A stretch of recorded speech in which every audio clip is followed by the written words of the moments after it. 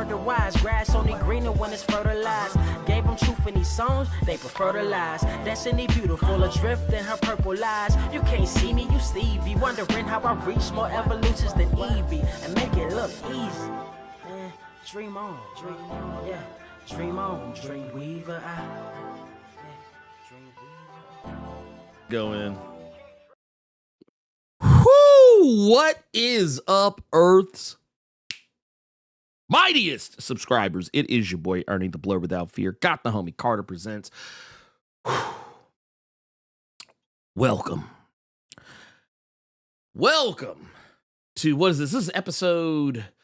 This is 340. This is 341. 341. 341. One. God. Dude, it feels like we just did 300 not that long ago. We already more than halfway through the 300. But anyway, welcome to episode 341 of the Blerd Cave, the #1 comic book stream on this or any other Earth in the multiverse. I don't care what you say. And not only can you find us here on YouTube, you can also find us on Spotify. You can find us on Google, Amazon, iHeartRadio, all places that good podcasts may be found. And you know, honestly, know what? Even some of the slaw ones. So you judge for yourself.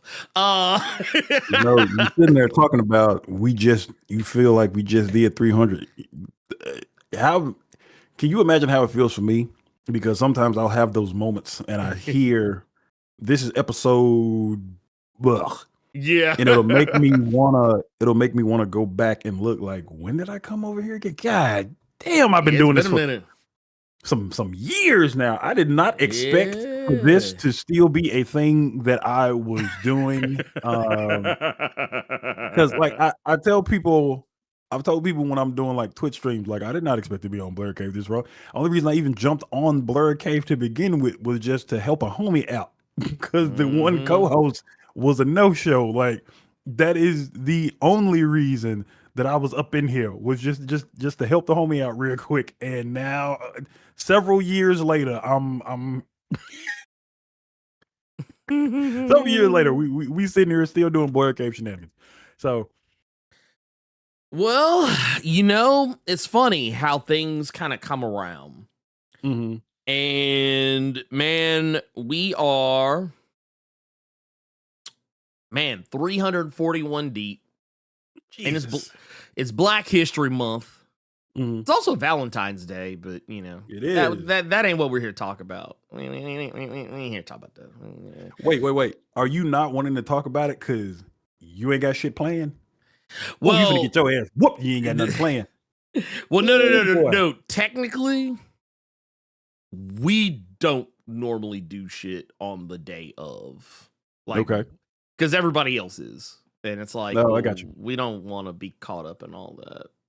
I got you. My roommate's husband, this man said, man, Carter, I got up early this morning. I thought I was going to be slick with it and try to beat everybody. I went to Trader Joe's to try to buy some roses. Man, every fucking body was in that line. It's just a line. He said, I have a Trader Joe's of hella people, them last minute ass boys getting them fucking flowers for their significant others. Happy Valentine's Day to all of you goofs. I love all of you all because yes, Carter did go from being a guest star to recurring to Carter just a co-host. Nobody even remembers there was another one. So. Yeah, I was about to say, shit. You, I mean, honestly, truer words were never spoken. You did go from limited run. You did go from limited run to ongoing. Like, see, you thought your ass was only gonna get 5 issues, didn't you? You thought you was only gonna get 5 issues. Damn, that's crazy. I think we just, you know what? I ain't gonna hold you. That's the name for Spotify right there. That's the Spotify joy right there. That's the Spotify joy. This mother, it's like, oh man, he was only supposed to be in a couple of issues, but shit, we gave that motherfucker look. You messed around. You know what you did? You messed around and pulled the Jonah Hex. Which man? Oh shit! Remember we were talking about Jonah Hex? You said, man, I got you. I didn't even think about it until you said it. Wow. But No, you know no. what? It's not even the Jonah Hex. I pulled a poison ivy around this motherfucker. Yeah, I you was really not supposed to be here did. this long. Yeah. It's like, damn, this motherfucker. Little motherfucker. God damn, they still making this shit? Man. I just saw the 6th trade just came out. Oh, dude. I was mad because I wanted to get it this week when I went to the shop this week. It's like, damn, that book is still trucking. And now I'm looking at 341. Damn, I am still here.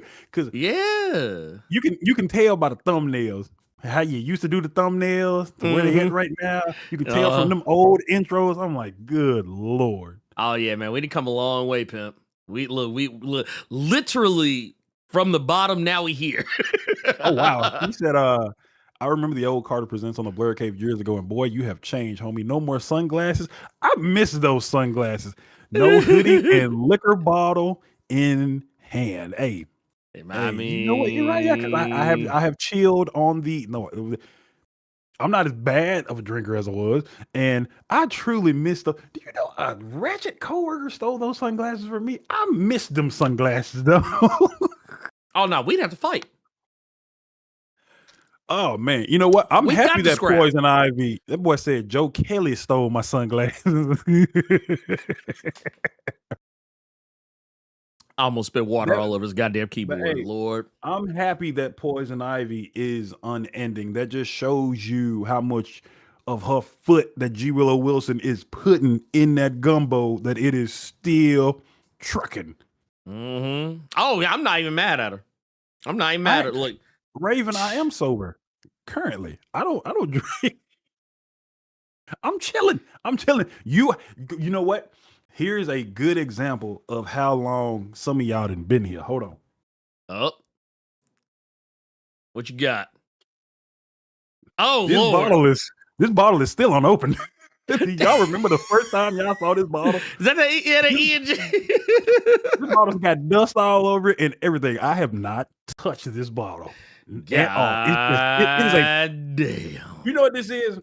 This is to make sure if I need to put a trade behind me or something we talking about, this is how I keep it up. This is how you put this motherfucker. This motherfucker here. I can't stand your black ass. God damn. Yeah. Said the E and J. I ain't gonna lie. I still remember. When you sent me that goddamn video. Oh, bro. When a dude sitting in the liquor store.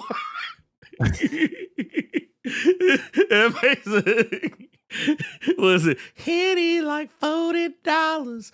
This shit like 25. I'm in love with E and J. But yes, Raven, I am absolutely sober. I'm good.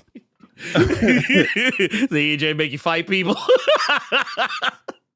Hey, that No. E&J been on the Blerd Cave as long as I have. That is insane. Oh man, now that is. I ain't gonna lie. So yeah, man, that is I'm wild. behaving. We're not doing a whole lot of drinking and stuff. We're getting older. We're getting a little bit wiser. We're getting more health conscious. We're getting a lot more. We try. That boy said that was the third co-host. Wait, not the E and J bottle being the third man at Bash at the beach. Not the E and J.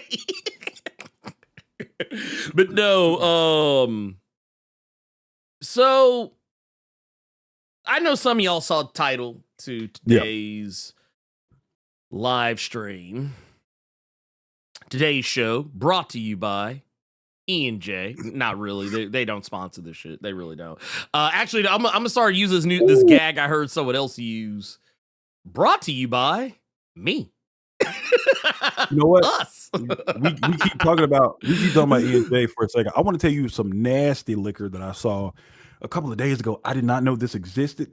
I don't know what kind of demonic entity created this. But did you know, and I want to know if America knew, America and surrounding parts of the world, because we got fans everywhere. Oh yeah, we got people out here. Did you know that there is chocolate flavored Crown Royal. What Avengers level threat created some damn chocolate Crown and Royal? Chocolate. I don't. Oh, okay. First off, can I just You say should be shot. You should be drugged in the street and struck repeatedly. You know what it made me when you said chocolate crown. I didn't even think about the diabolicalness of the crown itself, but I just thought about the nasty motherfuckers who are gonna be drinking that shit. I just started thinking because you know people like, oh yeah, man, got my chocolate crown. Man, I'm about to go out and lay these. I'm about to wait. What was it? I was watching Black Jesus the other day, and while fuck Corey Holcomb, but there's something that kind of tangentially to something he said on that show that it made me think about. I started thinking about Corey Holcomb on Black Jesus. Man, give me some of that chocolate crown so I can lay these ugly bitches down. That's the type of crown sounds like that's a Mark Millar book in liquor form. That's what chocolate crown is. That is gross. Yeah, I don't. Okay. Can I keep it a buck with you? What? The only thing Crown has ever been good for, to me, is having a dice bag. See, you say dice bag. I say bag for my quarters when I'm going to do laundry. Yeah, that too. We're getting way too. That too, right, dude. When I used to pull up to my D&D games. Yeah, my dice were in a Crown bag. Don't play with me. Jesus. But no, I wanted to take today. I know some of y'all saw the title for the stream, and you probably thought, here we go again. But no. Oh no. Because I said, I made a very declarative statement in the title for today's stream, why Milestone Media is more than just FUBU for comics. Because a certain somebody who loves making raccoon noises,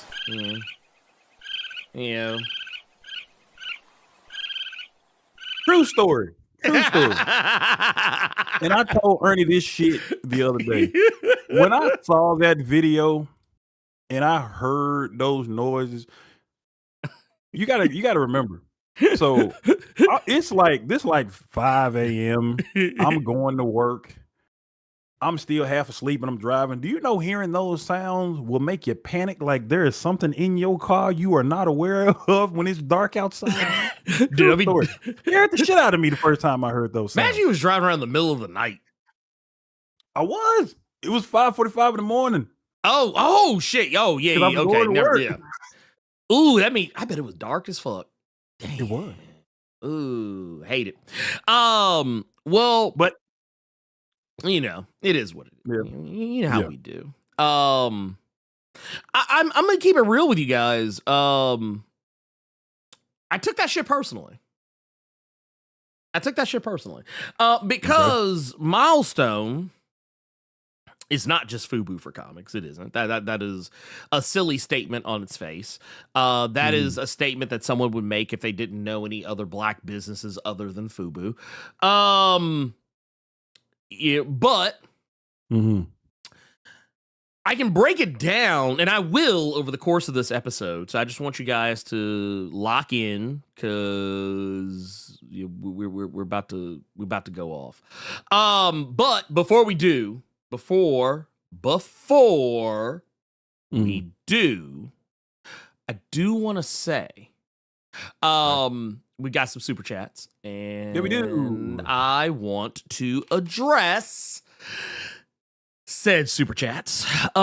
First and foremost, I want to give shout out to who we got here. Boom, J3 again with the 5 says you got the best intro on YouTube. Salute. Yeah. Fire. You know what? Thank you. You know,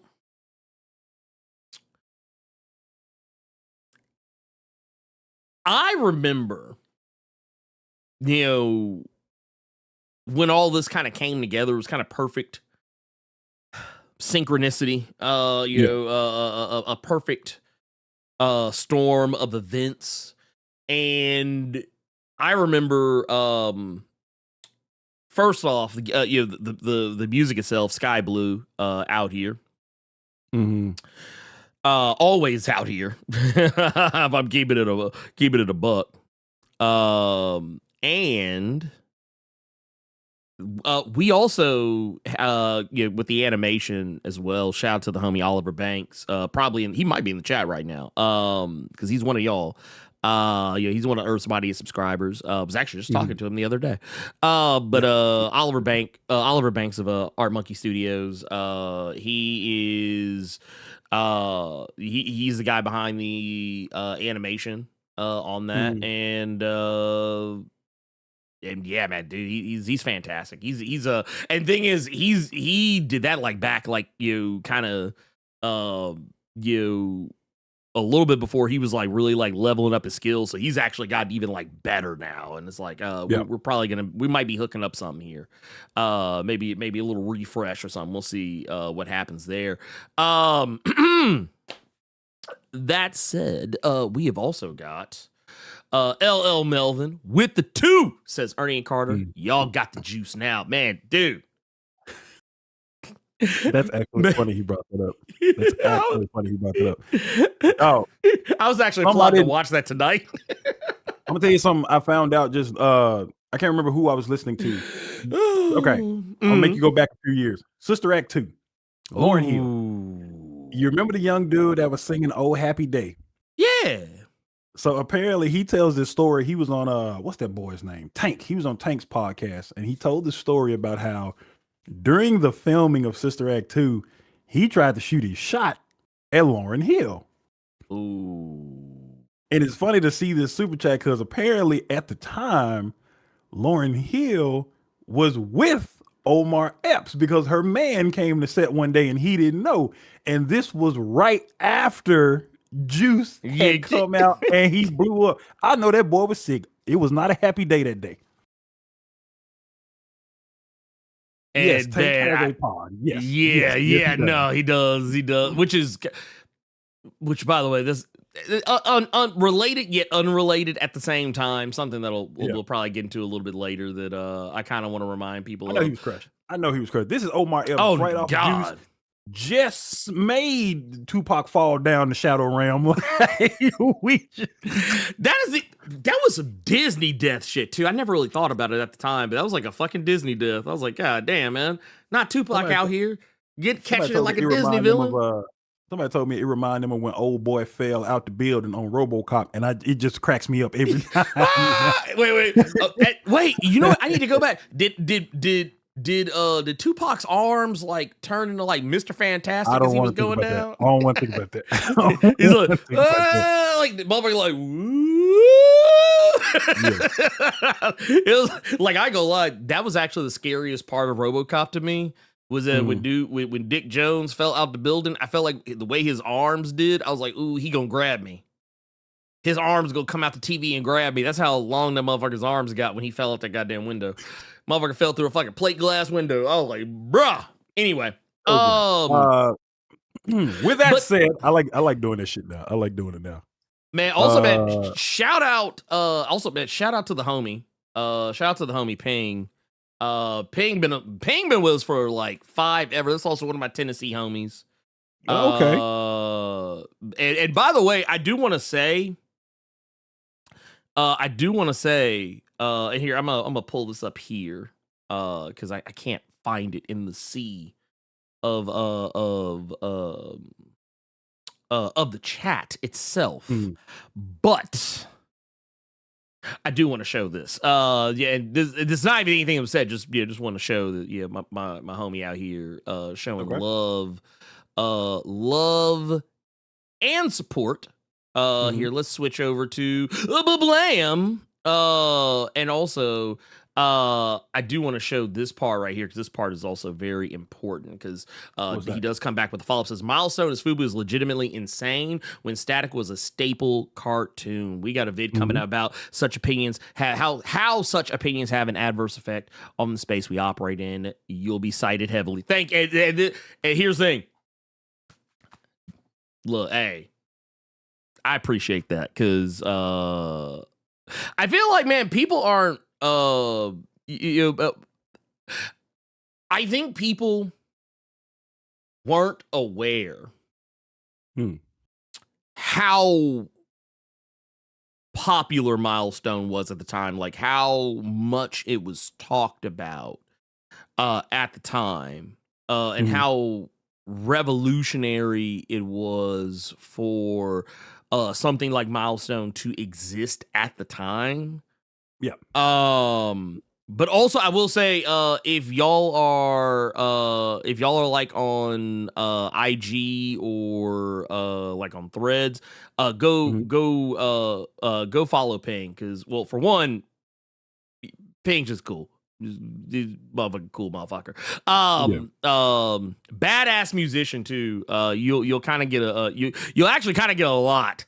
You'll actually kind of get a lot of really cool shit in one place because not only will you get to see this motherfucker cutting up on the guitar, but he's also funny as fuck, and also insightful as fuck as well. So please go follow. I don't know. I'm off TikTok, so I don't know what the fuck is on there anymore. But I used to always see him on TikTok as well. But I don't know if he still posts on. Ping? Are you still on TikTok? I don't know. I got the fuck off that motherfucker when I saw the writing on the wall that shit was getting sold to who it got sold to. I was like, yeah, I'm out this bitch. Actually, no, you know what it was? It was when they did the whole like when they did that one shutdown where TikTok got taken off the App Store or whatever, and they like if you open TikTok on your phone, it would pull up a message saying that TikTok is write your Congress or whatever, or some bullshit like that. I was like, oh, I see what's going on here. I'm out. Yeah. I was like, I'm out. Give me the fuck up out of here. We gone. Bye. So, but yes. With us talking about Milestone today, when Ernie brought it up to me, I thought it would be a good thing to do just because we can both come from different perspectives of it. Even though we have both read current Milestone, me personally, I have not read the OG stuff. The OG stuff was not readily available to me back in the day, as opposed to Ernie, who had all of them, and now he's getting the compendiums and stuff right now. So I like that he can come from the OG perspective of it, and I can come from somebody who was ready and anticipating and really wanted to see what they were going to do now in this present day. We got to get you like a table or something so you can just copy and paste your boy. You could have had them compendiums behind you right now. All I'm looking at is Daredevil and Turtles right now is what I see. You know, I don't know what that other shelf is. Oh, that is my oh no, not that. I was talking about what's above the Daredevil and Turtles. Oh, I can't tell what X-Men. that is. I think that's new X-Men. Okay, cool. Yeah, that's X-Men and New Warriors and Hawkeye. I actually did think about moving that down. I might actually, you know what? I will. I like, you know what it is? It's because like in other videos, I like having the Milestone stuff closer. If that makes any sense. And I ain't moving that shit every Saturday. Fuck that. Y'all kiss my ass. Y'all know what the fuck is over there. Y'all know. God damn it. Don't fuck with me. Wait. Do y'all know what's over there? I don't think you've ever done like a ship. Nah, don't try to cheat and do it now, you some bitch. No. I don't think have you ever done like a shelf of here's all the hardcovers and stuff that is the Blerd I thought Without about Fear? it. I thought about it. I probably should. So what's a compendium? Well, it's funny you ask. This is a compendium. It is the totality, well, not the totality, but it is a major large portion. It's a large portion. Matter of fact, just to give you an idea, this right here is This is Compendium 4, just FYI. Compendium 4 has, let's see, Blood Syndicate number 28 through 32, Hardware 29 through 38, Icon 28 through 37, Cobalt 15 through 16, Static 26 through 31, Shadow Cabinet 14 through 17, Zombie 12 through 21, My Name is Holocaust number 1 through 5, and The Long Hot Summer 1 through 3. So yeah, this is actually almost this fourth compendium. You're basically at the ass end of almost the ass end of the Milestone Media run. Because it's basically it's an affordable way for you to buy certain comic book runs if other avenues aren't as readily available for you. Now, DC is starting to do that more because now they're starting to re-release the new 52 shit as a compendium, which is kind of nasty because that is a whole lot of issues and that's just being held together by glue right now. And I pray for anyone's wrist who tries to read that like it's a normal ass book. There you go. You got to get a lectern. You got to put it on a lectern. And yes, the fifth one comes out in June. Okay. And I think that might be, I don't know if that's going to be the last one because, like, honestly, a lot of those, like, we'll get into it a little bit more here, but like Icon ran for like 42 issues, so that's almost the end of Icon there. Blood Syndicate also ran 35, so that's almost the end of that. Static went to 45 issues, so that's almost the end of Static. Actually, that is the end of Shadow Cabinet, because Shadow Cabinet was like, it was technically 18 issues, even though it only said like it only went up to 17 on that fourth compendium. The 18th issue is actually the 0 issue that came out before. So, but J. Joe, the best route for you to go, because I don't know where in the world you are, I would tell you Amazon might be your best bet if you want the compendiums yourself, because I know not everybody can get like an in stock or anything like that. So yeah, if you just look up the DC Milestone compendiums on Amazon, I'm pretty sure they should show up for you, and they might be decently priced on there. I don't think they're busting heads right now because they're not out of print yet. So I think this will be the good time for you to try and buy them if you want to read OG Milestone yourself. And to give you an idea, just to kind of tell you a little bit about let's get into it. So basically, for those who don't know, Milestone Media, we're talking the early 90s, okay? This was unheard of. Like, now, not to say we didn't have black comics before, because a lot of people will probably be the first ones that this will point, but what about all Negro comics? Well, all Negro comics was a thing, but we're talking about a full-on publication arm that was dedicated to and accomplished the release of several years worth of comics. A lot of people probably don't remember this aspect of it, but Milestone actually only had a 4-year run.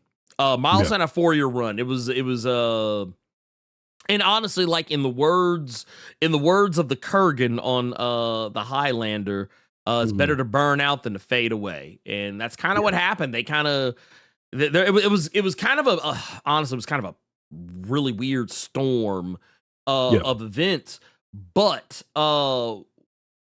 basically what you need to know is that you were basically looking at probably some of the more influential people in comics at the time, and like I said here, I'm gonna pull up this just so you can kind of see. Actually, man, that picture's kind of grainy as fuck. I don't like that. You know what? I didn't realize how grainy that picture was gonna be. But here, I tell you what. I'll show you guys this one. And this is from a magazine. Black Enterprise. And this was out like around, not long after like Milestone really kind of started kicking into gear. Like Milestone was already a thing by this particular point. But once again, it all kind of started formulating in 92 and then became official in 93. But but like you're literally looking at two of the goats right there. You got Dwayne McDuffie in the middle, Dennis Cowan on the left, and Derek T. Dingle on the right. And Michael Davis was also a major part of the formulation of Milestone as well. You can kind of see here, like this is obviously after the passing of Dwayne McDuffie. In what I would say is probably the textbook definition of gone too soon. Yeah. In my personal opinion. But all of these men worked in some capacity. And I see. Was it Mike Manhattan asked about Christopher Priest? So here's the thing about Christopher Priest. He was supposedly going to be a part of it in the early goings, but he never ultimately became a part of it. Actually, not just him, Reggie Hudlin, if I'm not mistaken, was also initially like it. I think the ideas were for either or both of them to be involved as well, but obviously Christopher Priest, for his own reasons, did not do it. And honestly, the more I know about Christopher Priest, I'm actually not surprised. Christopher Priest is one of those guys that, and he's actually been pretty vocal about this before, that he never wanted to be pigeonholed into being just like the guy who writes black characters. He's been pretty vocal about that over the years, and he's not wrong for thinking that. But at the same time, that coupled with the fact that like he was also kind of just getting his shit popping off. I kind of understand why he kind of sat put. And obviously Reggie Hudlin was doing movies and shit, so it's like kind of like, what do you have time for? Yeah. But and for those, I'm talking about Reggie Hudlin of House Party fame. So because I know Carter's thinking about the nasty new one. He's thinking about nasty. No, I just didn't think you bring up House Party. Period. Oh yeah, no, I fucking love House Party. Ain't my type of hype, baby. Ain't my type of hype, baby. Yeah, that's my shit. Kid knew he wasn't supposed to be out there. He knew he wasn't supposed to be around at the house like that. Well, so yeah, I'll pull this up too. Once again, kind of a little bit of a grainier picture. This is one that actually got Michael Davis photoshopped in. Okay, that's kind of frightening. I'm not gonna hold you. That Photoshop is kind of spooky. Yeah, it's like a photo bomb. But no, like, but Dwayne McDuffie is largely, and I think rightfully so, considered the architect. Consider the architect of Milestone, and it kind of all stems from a very specific thing, and I think it's just the fact that at the time Dwayne was working, he was working at Marvel at the time, if I remember correctly, and his work with DC would come maybe a little bit later, but he had recognized. As well as Dennis and Derek and Michael had recognized that black people were being underrepresented in comics, and he's not just talking about characters, he was talking about in the office, like and some of you, I don't know if anyone's gonna remember this. I like to bring it up every now and again, and I want to say I think I saw this making the rounds recently because I think people remembered that it was a thing, but. Carter, do you remember this little ditty that Dwayne McDuffie put together? Here, I'll pull up here and I'm gonna blow it up. This is a pitch that Dwayne McDuffie made called the Teenage Negro Ninja Thrashers. This is dated December 13th, 89. Man, just 3 days after my birthday. Love to see it. And just to kind of read this out to you, in the past year, 25% of all African-American superheroes appearing in the Marvel Universe possessed skateboard-based superpowers. In an attempt to remain on the cutting edge of comics, I hereby propose a new series that will fully exploit this exciting new trend. And that's where we get it. Teenage Negro Ninja Thrashers. Now, you're probably wondering, wait a minute, that sounds familiar. It was basically his play on Teenage Mutant Ninja Turtles as a title. They're not. Also, they're not mutants. They are Negroes. That's a thing. They are ninjas though. They are ninjas, but they're not turtles. They're thrashers. And he says when a group of teenaged Negroes find cosmic powered skateboards, their lives are forever changed. A team of distinct characters join together, swearing an oath to use their powers for good. Rocket Racer, a black guy on a skateboard. Night Thrasher, a black guy on a skateboard. Dark Wheelie, a black guy on a skateboard. And their leader, the mysterious black guy on a skateboard known only as that mysterious black guy on a skateboard. This is a surefire hit as it contains all of these popular elements. It contains circa 1974 clothing and hairstyles, which, by the way, this is actually a shot at the fact that even in the 80s, Marvel specifically, DC was doing this too, but Marvel specifically would often have black people dressed like they were literally showing up to fucking American Bandstand or some shit in the or some shit back in the 60s and the 70s. Go ahead. Go off, King. Go off. Shout out to Dan Exclaim saying, I'm in. Where do I donate? So where do I donate? No. Oh my lord! So shout out to you. I actually know that channel. I've seen several of your videos, but just I'm in. Just donate. Surf Ninjas was amazing. That is I have not thought about Surf Ninjas in some time. I promise you, I haven't. But yes, no, 100%. Go. 100%. Please. Go show some support. Go show some support. We've also got it says bizarre speech patterns unrecognizable by any member of any culture on the planet. Because that was also one of those things is like a lot of the times black characters, because they were often written by white people, they would usually talk in what was considered jive at the time. Yeah.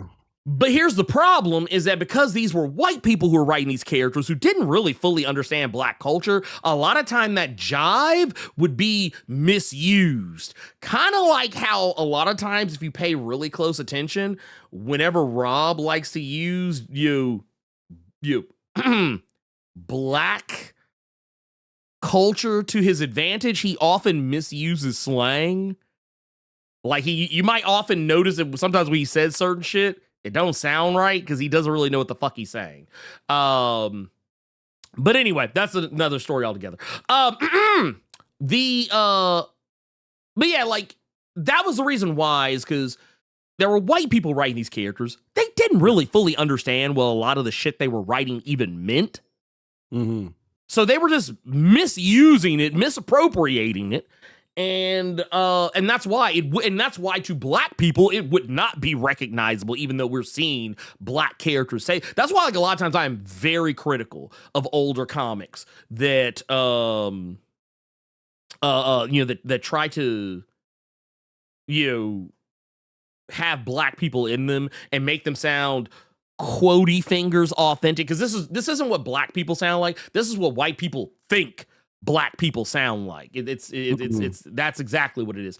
Also, they're gonna have a smart white friend to help them out of the trouble they get into. So this is also kind of a play on the fact that back in the day, a lot of black characters, usually because they were not the main character, it was always the white person that was the main character, and the black character was always the magical Negro sidekick.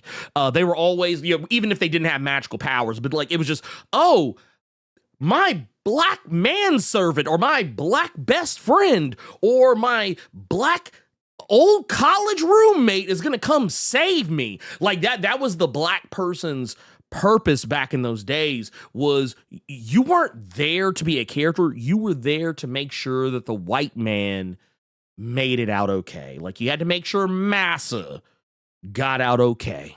And also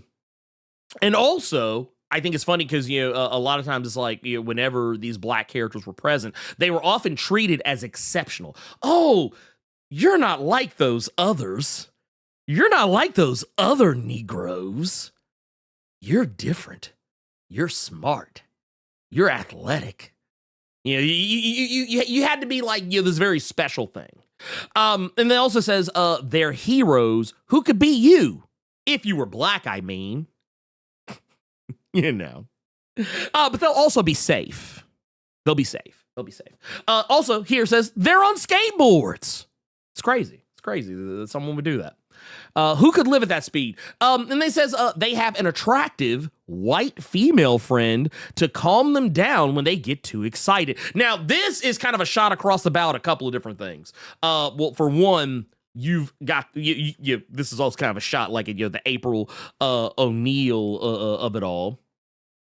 But also a shot at the fact that back in the day, you had to have like the sexy white female friend who was just always around inexplicably for no reason, and also because if you put some white people in the book, white people might be more inclined to want to buy it, even if it has darkies on the cover.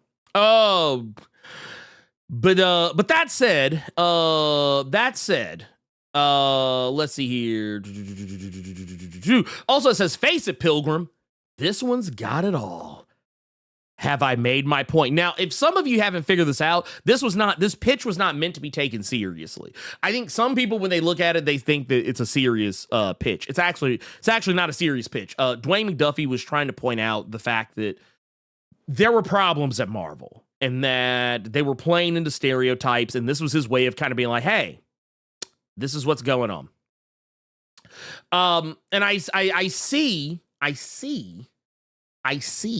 that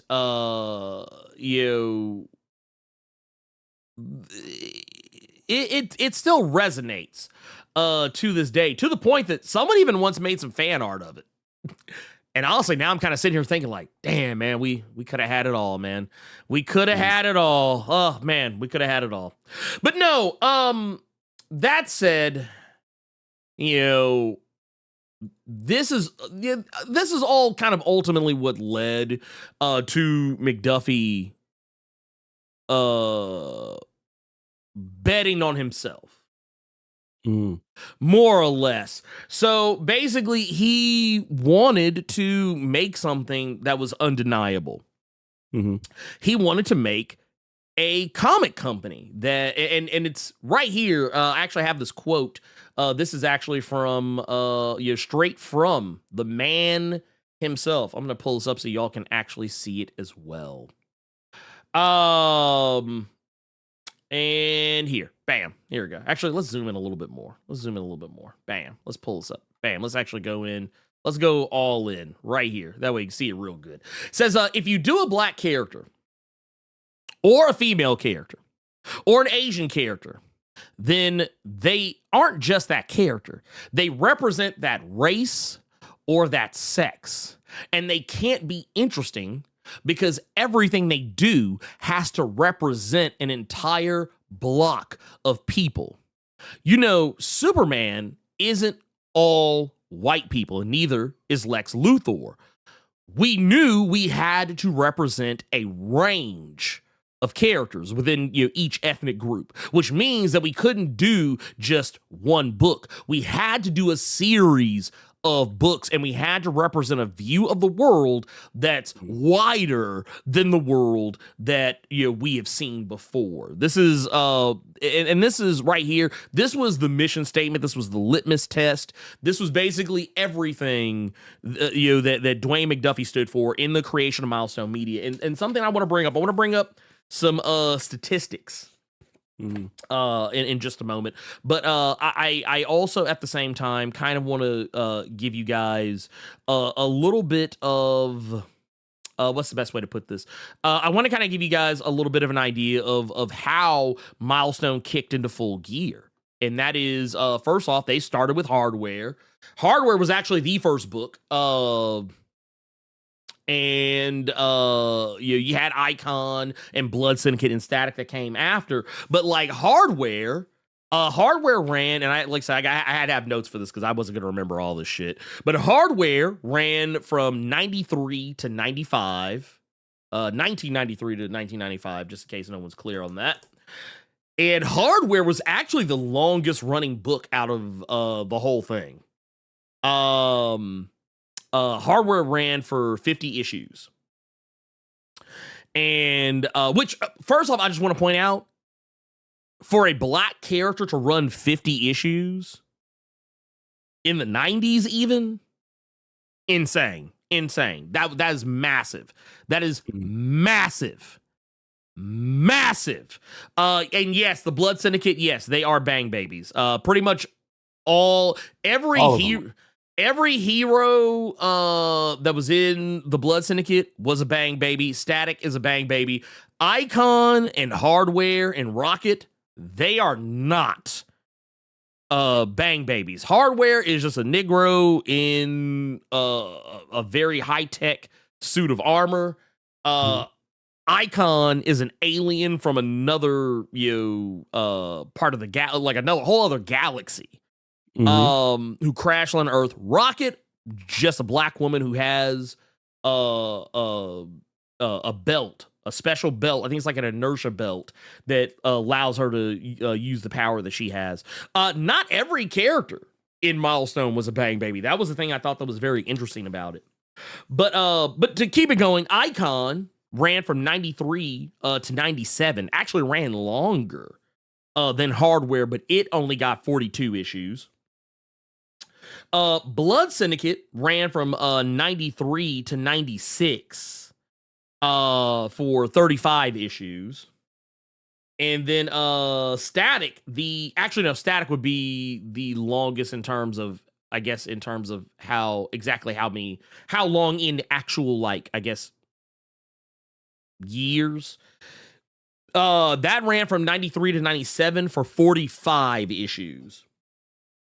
And then later on, you would get other books.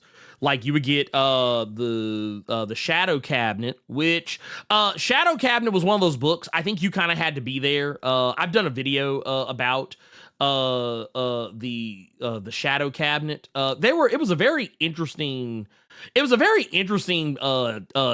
team. And dynamic.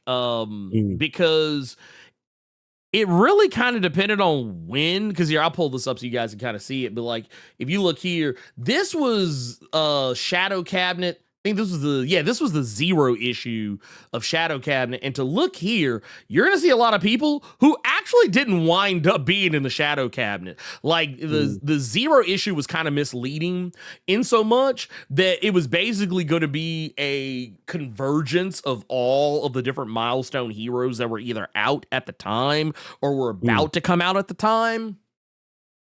And how they all converged on each other, but almost none of them joined the actual team. Like a lot of the people that you're seeing on this cover, like in here, I'll even pull this up because this is actually another little interesting little thing here. This is the inside of the book.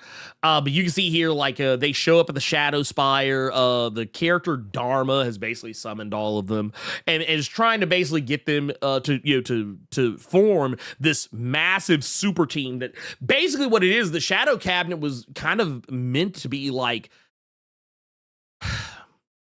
It was like when you think about like, oh, who watches the Watchmen? They were supposed to be the watchers who watch the Watchmen. That was kind of their whole thing. And that was what the Shadow Cabinet was supposed to be about. They were supposed to be the people who were like supposed to be the checks and balances of the Dakotaverse. And there was some wild shit that was going on in those books. To be certain.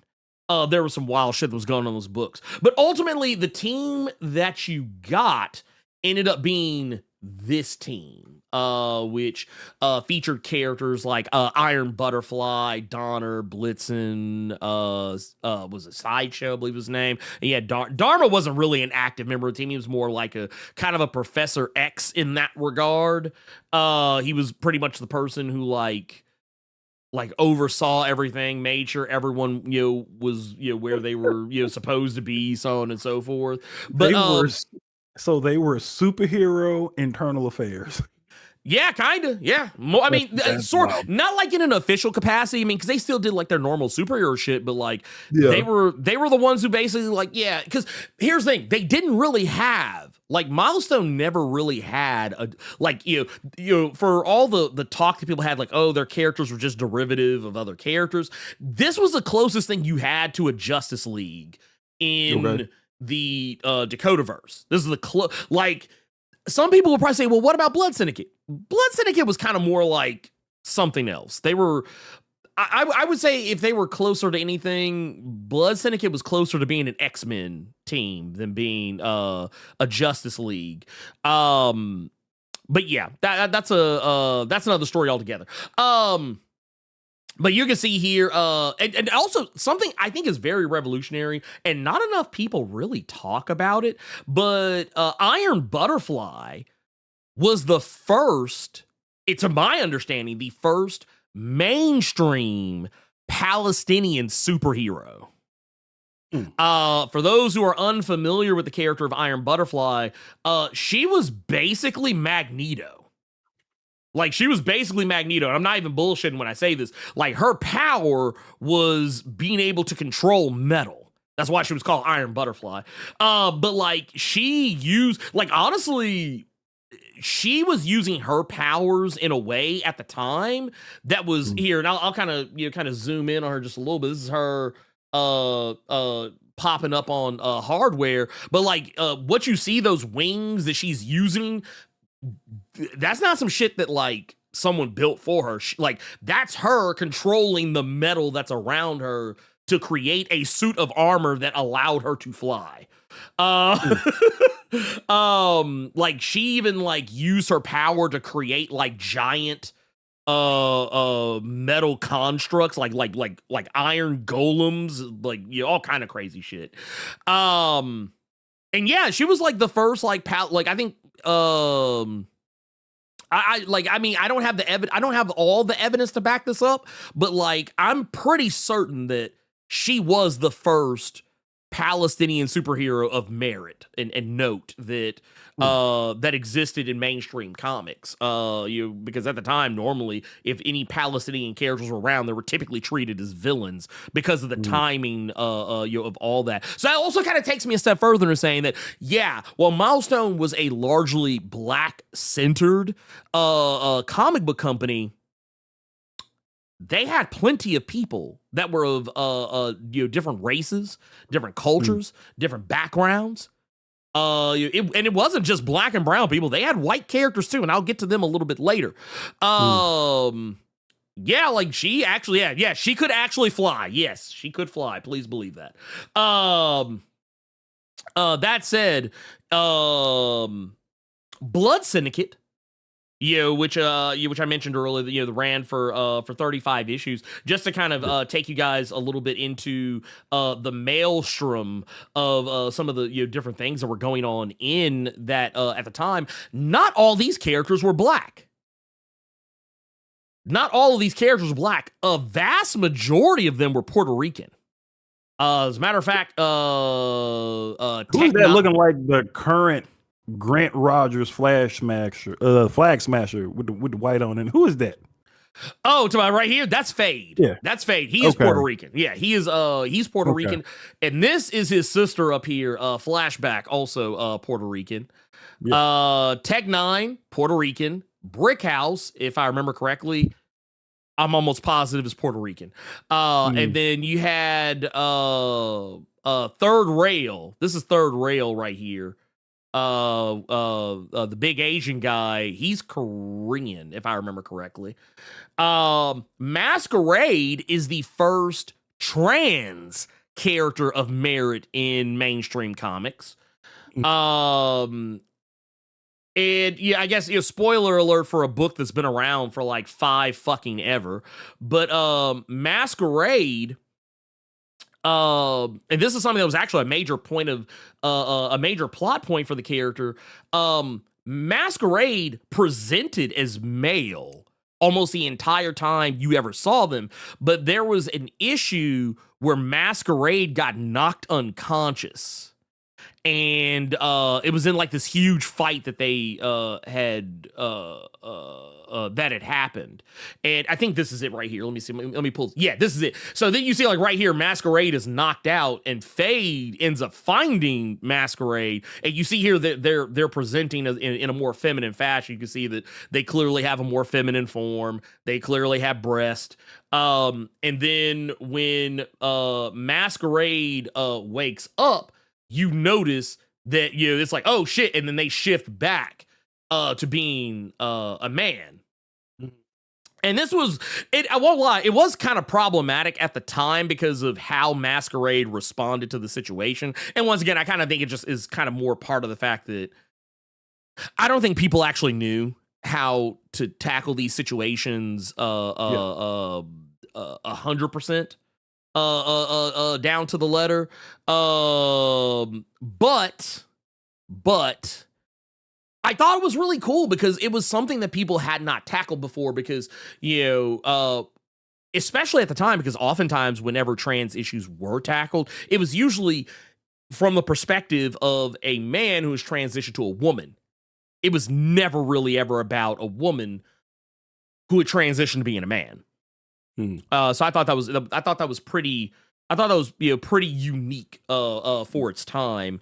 But that's a good example. Yeah, that's a good example that Dan used, like the boys character. He's talking about Jordan Lee from Gen V. Yes. That's a good one. Yes. That is perfect. That is perfect. It says if this was, and also said, man, if this was 30 years later, Milestone would have popped the fuck off, huh? Yeah, no, I think they would have.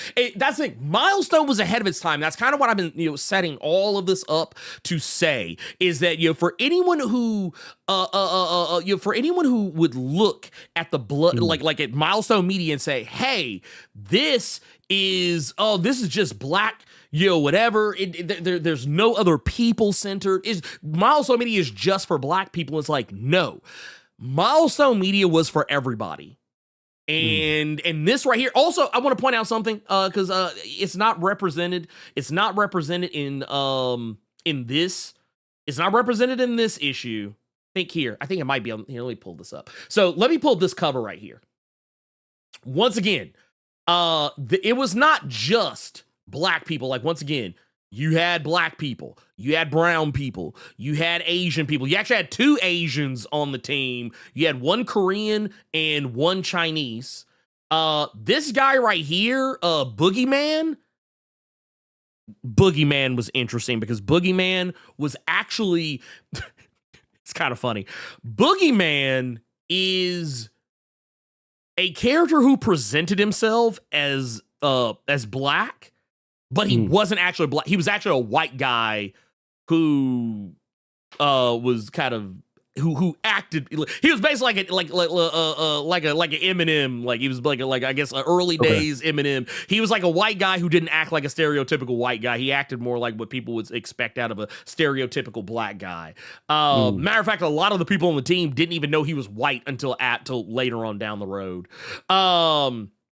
But yeah, you had all these different types of people. They tackled sexual identity. They tackled sexuality. They tackled interracial dating and culture, and how different cultures can vary so widely from one another. One of the key characters, Wise Son, was a practicing Muslim. So like I said, you had all kinds of different characters. So when people try and say, oh man, it's just this, it's like, no, it was not just this. It was all types of people. This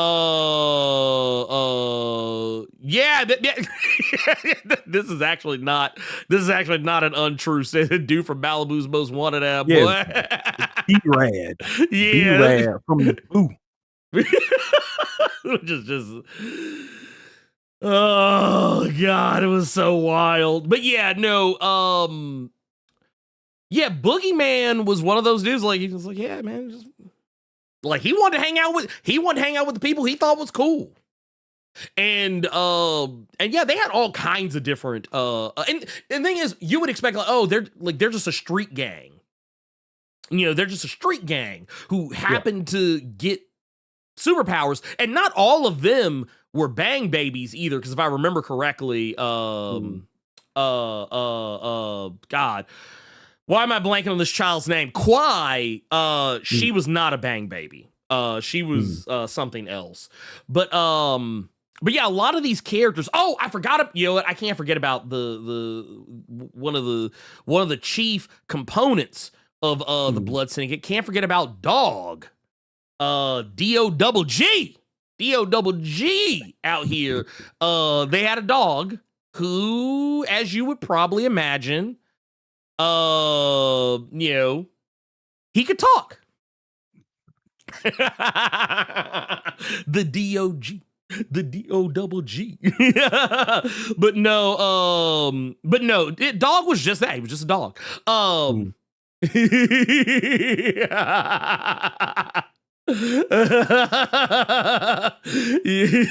Also, I thought this part was nasty work. Say yassa massasa. To know that Milestone had a Cosmo equivalent that wasn't just a Russian, it was a shit talking. Yes, sir, Master. Sir. For a dog to tell you that, I don't know how I'd respond to that. This is very interesting to me. This is very interesting. Oh man, it's diabolical. It's diabolical. This is why I'm happy we didn't have this conversation during the week, because I thought, like I said, I think this would be really interesting for people that probably didn't know the whole game about Milestone back in the day, because I didn't, because I'm more new Milestone. So yeah, this is all very interesting to see. They had a lot they could have done with this. So, but go ahead. Yeah, no, and here I'll throw you another one. here because I wasn't finished. We also, so you know, I mentioned earlier they had white characters. Yeah, I mentioned earlier there were white characters in the Milestone Dakotaverse. This is true because one of them I think might be a little bit more well known than the other, but you know, I'll let you figure out for yourselves which one that is. But one of those characters was I guess kind of an anti-hero style character by the name of Death Wish. And this was like a whole thing. This was a whole thing. Is it Charles Bronson? No, not at all. But I actually did a video about this character. It was a wild story. It takes place within the Hardware series and then spun off into its own thing. But but that said, yeah, Death Wish was not a black character. Death Wish was white. He was a white character. And he kind of Death Wish operated in kind of a Punisher. Kind of actually not an unfair statement. If you wanted to, kind of, I guess, dumb everything down to this character is this or this character is that. Yeah, basically Death Wish was kind of like Punisher, but was also a Punisher who had lost his whole goddamn mind. Just with the face paint on, with the shit on his face and just regular white dude, it more so reminds me of fucking Nuke. Yeah, actually, you know what? I would be willing to concede that ground because he had the maniacalness. He had the maniacalness of a Nuke, if you will. Okay. Also, I mean, look, I'll show you this too. This will probably even send the point home a little bit more. But you see here, like how, like see that craziness in the eyes. Also, I love this line: "Talk to God and try and put in a good word for me. I expect I'll need it." This motherfucker was crazy. But please believe that's not how that conversation ends, where he's talking about he's going to drop the knife, because he literally he dropped the knife only to immediately start throwing hands. And you got to be a crazy motherfucker to punch a man wearing high-tech, like, titanium Go back to the previous armor. shot real quick. Go back to the previous shot and then come right back to this one real quick. I'm trying to see something. Yeah. Why it look like, okay, go back to the next page you just had. When he ran the fade, why it look like he always slobbing? Why is he slobbing? Yeah, he I guess it was kind of a way to make it seem as though he was rabid. I was gonna say, yeah, the boy got the rabies. Well, and to be fair, his origin story is very heartbreaking. He most certainly screamed, "I'm sorry, Al," when he was giving some woman back shots. Oh no, most certainly. Yeah, this dude was most certainly screaming, "I'm sorry, Al." Oh yeah, I'm sorry. Yeah, he was most certainly doing that. Yeah. Well, I'm gonna make it dark here just for a moment, but so basically, the reason why Death Wish exists is because you know how, okay, and this is gonna go back to why I said he was like the Frank Castle of Milestone. Yeah. And it's because of this. Here, I'm gonna so we're gonna go here. When Hardware actually manages to get him to calm down with the Megatron arm, he basically yeah, that's right. I said it. I didn't notice it at first till you said it. Oh my lord. Oh yeah, he got the Megatron arm right there. But no, he wanted to be king, but he'll be nothing more than a pawn. But no, anyway, carrying on, he basically tries to reveal that he's like, hey, I'm just like you. You're doing the things that I want to do. You're going after the bad guys. Now, this was handled way differently, because I know some of y'all might think I might be going the Shadowhawk route, that he's like, oh, I'm just like you. I'm just out here killing N-words. It's like, no, that's not where he's going with that. No, what's happening? You can't say you like me when you ran the fade on me while slobbing. So now I have a bruised jaw and slob on my clothing. No, we are not the same. No, not even close. I'm gonna be very careful about what I show here, but basically what happened is this man comes home and his family is being held hostage. His wife and his kid, and he is strapped down and he is forced to watch. And you can kind of see the language here. When the guy says, hey, what are you doing? And the guy says, that's obvious. I'm about to sexually assault your wife. And he's going to do it right in front of him. And then basically he is sat there and he is forced to watch. Jesus. So that's why I said, like, it's about to get dark. It's about to get dark. There's a reason why he is the way that he is. And once he is, and at least I did a whole video about this. I think I can. Can I? Here, wait. Let me do something real quick, because I want to make sure that. Okay, I'm gonna be very careful. I'm not gonna show this part, because like this part is it's not graphic, but it is messed up. But like basically, he basically assaults her until he's done with her, and then he ends her life. You can see right here. Notice what is being said. Yeah. He does the exact same thing to the child, and then he later, and basically after that, the guy does the exact same thing to him. Okay. And then ultimately he is, for the most part, the thing that actually happens next is that after he gets done in, the guy basically shoots him and leaves him for dead. And then that's when he comes back as the anti-hero Death Wish. That's why I said he's basically the Punisher. That's why I said it. Like they couldn't put a black shirt and a skull, a white skull on it on his chest, so they put it on his face. Basically. Also, yeah, this was not a Red Band issue, by the way. This was not a matter of fact. If you want to know what issue this is in, I ain't gonna hold you. Mhm. Like dig it out saying it's not even 11:30 a.m. over here. It's 11:15 a.m. over here for me, and I'm gonna need Carter's bottle. You tell me your address. Yes. Because I see why you didn't come back to New Milestone. Jesus. Right. Yeah. You I don't think you could do this character, at least not the same way. Not the same way. Like it and here's the thing. Once again, and here, wait a minute, where'd it go? Because I just saw it and I don't want to lose it. Yeah, this is absolutely right here. a justified crash out. Absolutely. Oh, 100%. Right here says his story was it for me. Like, I'm all the way locked in because it was a white character. Like, that's it. They didn't do this to a black character. They did it to a white character.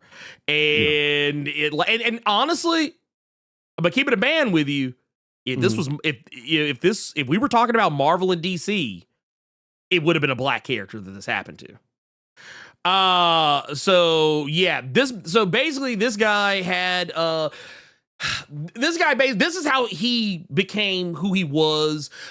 This was also what kind of ultimately led to him getting a 4-issue miniseries that kind of dived a little bit more into his character. I will say the one unfortunate part about that series is that it was short, but it did also introduce a trans and like not a trans character with superpowers, but like an actual just regular trans character into the story. And I don't know if you knew this, Carter. This is actually the series right here. The series is written by somebody who you would never imagine. The series is written by Maddie Blaustein. Some of y'all might recognize that name. But Maddie Blaustein is the very same person who was the voice of Meowth on Pokemon. And also a trans person. Yes, this was actually written before, I think. This was actually, like say you can see it up here. Blaustein. But yeah, this was it. This was the series. And like at the time, Maddie Blaustein was not Maddie Blaustein. I'm not going to dead name Maddie, but yeah, this was at a time. I don't think at the time, and this series came out in '94, mind you. Maddie was not out as a trans person yet at the time, but you could tell that like there was that whatever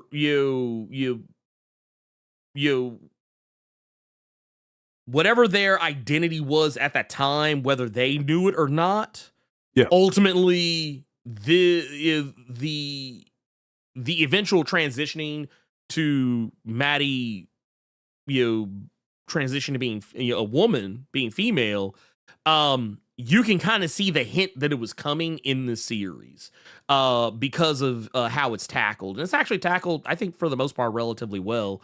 Because once again, you're kind of slick getting it, straight from the source. We just didn't know it at the time. Also, there was another character because once again, they didn't just have that. See, Milestone was better. They didn't just give you one token white character. They actually gave you multiple. I say token. I'm being facetious when I say it, but there was also Cobalt. Cobalt was basically a Batman and Robin story. This is actually the closest you would get to a Batman and Robin in the Dakotaverse. And also, I love this shit right here. Because Milestone always did this thing where they would put like a little subtitle on on each of their titles, kind of letting you know what the book was going to be about, letting you know what the title of the book is. Said, be careful what you wish for. Now, this is kind of a double entendre. It's kind of a double entendre because technically, this is indicative of what the story is. The story is actually about Cobalt, who does a favor for someone because he's a superhero. Basically, the way Cobalt is set up, he's basically kind of treated as this dark knight, but almost more of like a Frank Miller Dark Knight as opposed to anything else.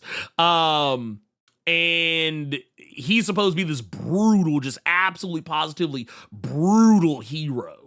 Like people, like there's rumors about him that like, oh, he eats people, he's a cannibal, he rips people to shreds, and he rips off people's skin, and he mails the henchman's skin to their bosses, and things of that nature. That's kind of how he's framed as like the big bad boogeyman of the streets. But then he ends up taking in and here, I'm going to find this issue because I think it's hilarious that this happens. Is this it? No. That's not it. I think it's this one. Here. Yeah, it's this one here. Basically, he takes in this kid, makes him a superhero. Yeah, at his... I guess at his parents' wishes, or rather the father's wish, probably more than I would say anything else. And what comes of this is that, and here, I'll show you what I'm talking about here. This is him right here. Paige is the Robin of the group. And basically this story is about how Paige causes Cobalt to lighten up as a hero. Like he kind of starts to, it's like he starts caring, because that's kind of the other thing. Like, he doesn't care about anybody else. He's not overly or particularly fond of other people. He kind of does the Batman thing a lot of the time. Like Batman's always like, or doesn't, or has like very dismissive reactions. He would do shit like that. And what ultimately happened one day, and I thought this was so cool, is they even flipped Paige over, and I actually think this is kind of where they got the shit for Richie over on Static Shock, because this happened in Cobalt where Static shows up, and come to find out, they go to the same school. And there's some shit popping off at the school. There's like a monstrous there's like this monstrous supervillain that shows up at the school, and well, it's time for the heroes to go take care of business. It's like, hey man, we gotta go. We gotta go hit the locker. We gotta go get our suits on. Gotta get suits on. There's someone out here causing problems. And they go to the same bathroom. And this is how you get this scene right here. Where they both are in the bathroom, changing clothes, trying to put on their superhero fits. And when they come out of the bathroom,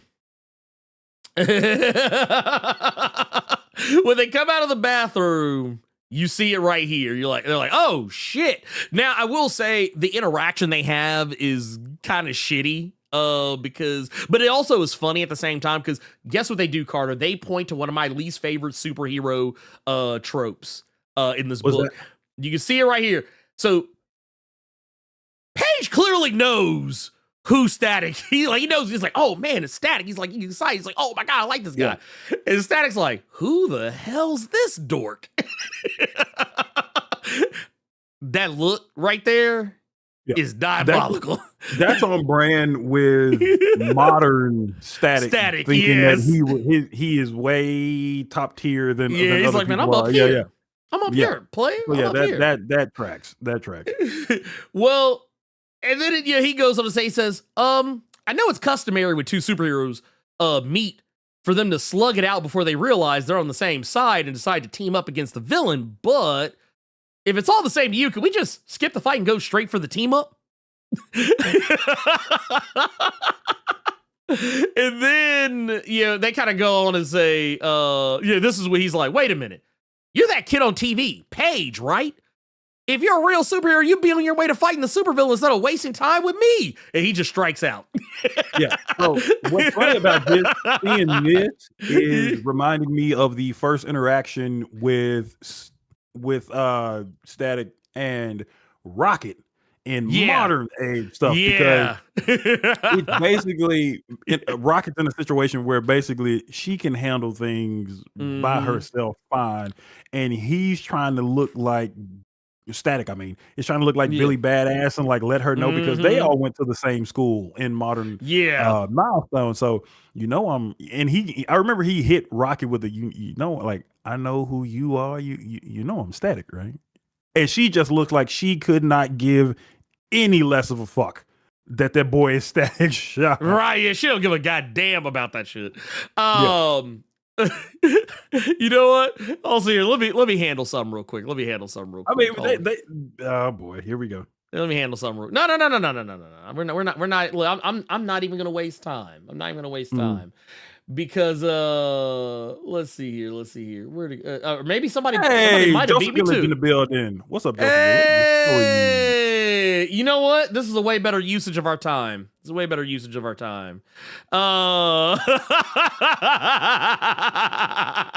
Hey, we love to see it.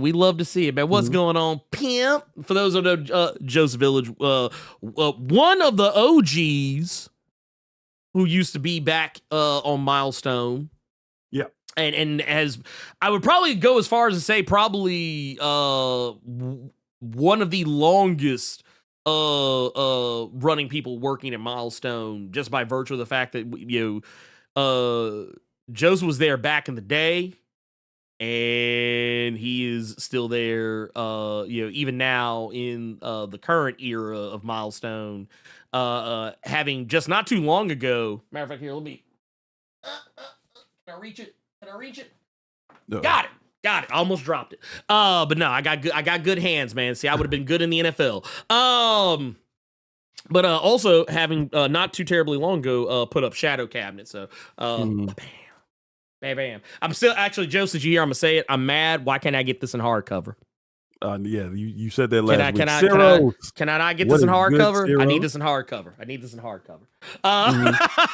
Talk to the people. Yeah. That said, who was I looking for earlier? I was looking for somebody to ban. I think they already got caught. It's already been Thank you. Look, man, I got shooters out here, man. Don't play. Don't play with me, boy. We have also, while we're here, let's take a look at some of these here super. Now okay, the one that you just. Oh, wait, what happened? What I missed? I'm gonna let you say it first. Go ahead. Oh yeah. No. I was just gonna point out some super chats. Yeah, go ahead. Point them out. Yeah. Look. You know what? Honestly, I like this because you know what we're doing here. We're taking people to church today. Y'all go ahead and pull up to the pew. I appreciate because I see we got people out here. I wasn't really paying attention to the numbers. Because like I said, we were kind of I was kind of deep off in thought. But yeah, dude, we got almost 500 people in here, and I appreciate that. I appreciate every last single one of you. Even if you're a hater, I appreciate you because you know what? That's love, baby. You here. You could be anywhere you wanted to in the world, and you chose to be here. And which one you reading first? I'm going to take a look at, here, let's do it like this. Because I don't know what was recent and what was not. So here, actually, you know what? We're going to go back this way because we got some coming from the Streamlab side. So let's take it this way. First and foremost, we got Fabric86 with a 5 says, I pre-ordered 50 copies of this book, a book I worked on. So that with sales data, we can demand an ongoing Static series. And this is actually a quote right here Okay. And I actually talked about this over on Threads. I'd talk about it, but I mean, I reposted it. But this was something that Joseph Village has said on socials, said on X, but also said it on Threads as well about the upcoming Dakota Incident comic and asked me my thoughts. My thoughts are this, and I actually responded to Joseph in this, and I said, yeah, I'm getting multiple copies of this as well, and I'm doing my part. And I talked about this last week, and thing is, I told y'all, look, I wasn't bullshitting when I said that I don't want to hear anyone complaining about Milestone not seeing any more Milestone books, and y'all didn't go out and get that goddamn Dakota Incident one shot, the new history of DC Comics, the Dakota Incident. If you don't go do that, I don't want to hear shit you got to say. And I always say I vote with my dollars. I vote with my fucking dollars. So you best believe come February 25th, I will have multiple copies of the new history of DC Comics, the Dakota Incident. Please believe that. I will. And I will be buying not just from my shop. I'm going to be going to other shops too. I'm going to be buying them online. It just is what it is at this point. I'm not here to play. I'm not here to play. Okay, the next one I'm looking at here is from Elite with the $5. Yeah, Milestone in the 90s was a very big deal, and not just to black folks. It was timely. I can attest, young black folks in the 90s were on their conscious tip back then. We loved Milestone, and it didn't get a cartoon just because either FUBU? Get the fuck out of here. Yes. This is also true. Yeah. We got 10 from Blair West saying, Ernie, I just wanted to say that you have more than earned your name and my respect. Happy Black History Month, brother. That's a nice one. Shadow Sonic with the $4.99 saying, shout out to Alien Force, one of the last works Dwayne McDuffie was working on, and in my opinion, one of McDuffie's best works. By the way, my name is Dango Bangle. Dango. I like that. And we also got Tubes, the one with the 10, says, my favorite story in Static was What Are Little Boys Made Of? Oh, yes. Okay, yeah, this right here, because, yeah, they actually tackle this. Actually, you know what? One thing I always thought was pretty interesting is that, Static was so far ahead of its time. And, like, I know people love talking about Invincible and how it was handled over there, but I think Milestone actually really really tackle this in a way that no one was doing back in the day. But no, it says, yeah, What a Little Boy's Made Of. Sag learns Richie was gay and grapples with his own homophobia and talks to himself. He calls himself out, and I loved how that was done. And that's the thing. I don't think it's talked about enough. And here's the thing. There's something else that gets talked about in the original series as well. And this isn't the exact same thing. But what they did was Static often was the place, not to say the other books didn't do it too, because they really did. Hardware tackled how basically, in his case, Edwin Alva, being a rich, powerful white man, took advantage of Curtis's his intellect, his intelligence, his gifts, his ingenuity, and basically robbed him. I'm gonna say robbed because technically he didn't take it away, but like he basically manipulated him. And took credit for everything, every innovative thing that Hardware ever did, before becoming Hardware, to the point that he had to make that suit and then fight back against him.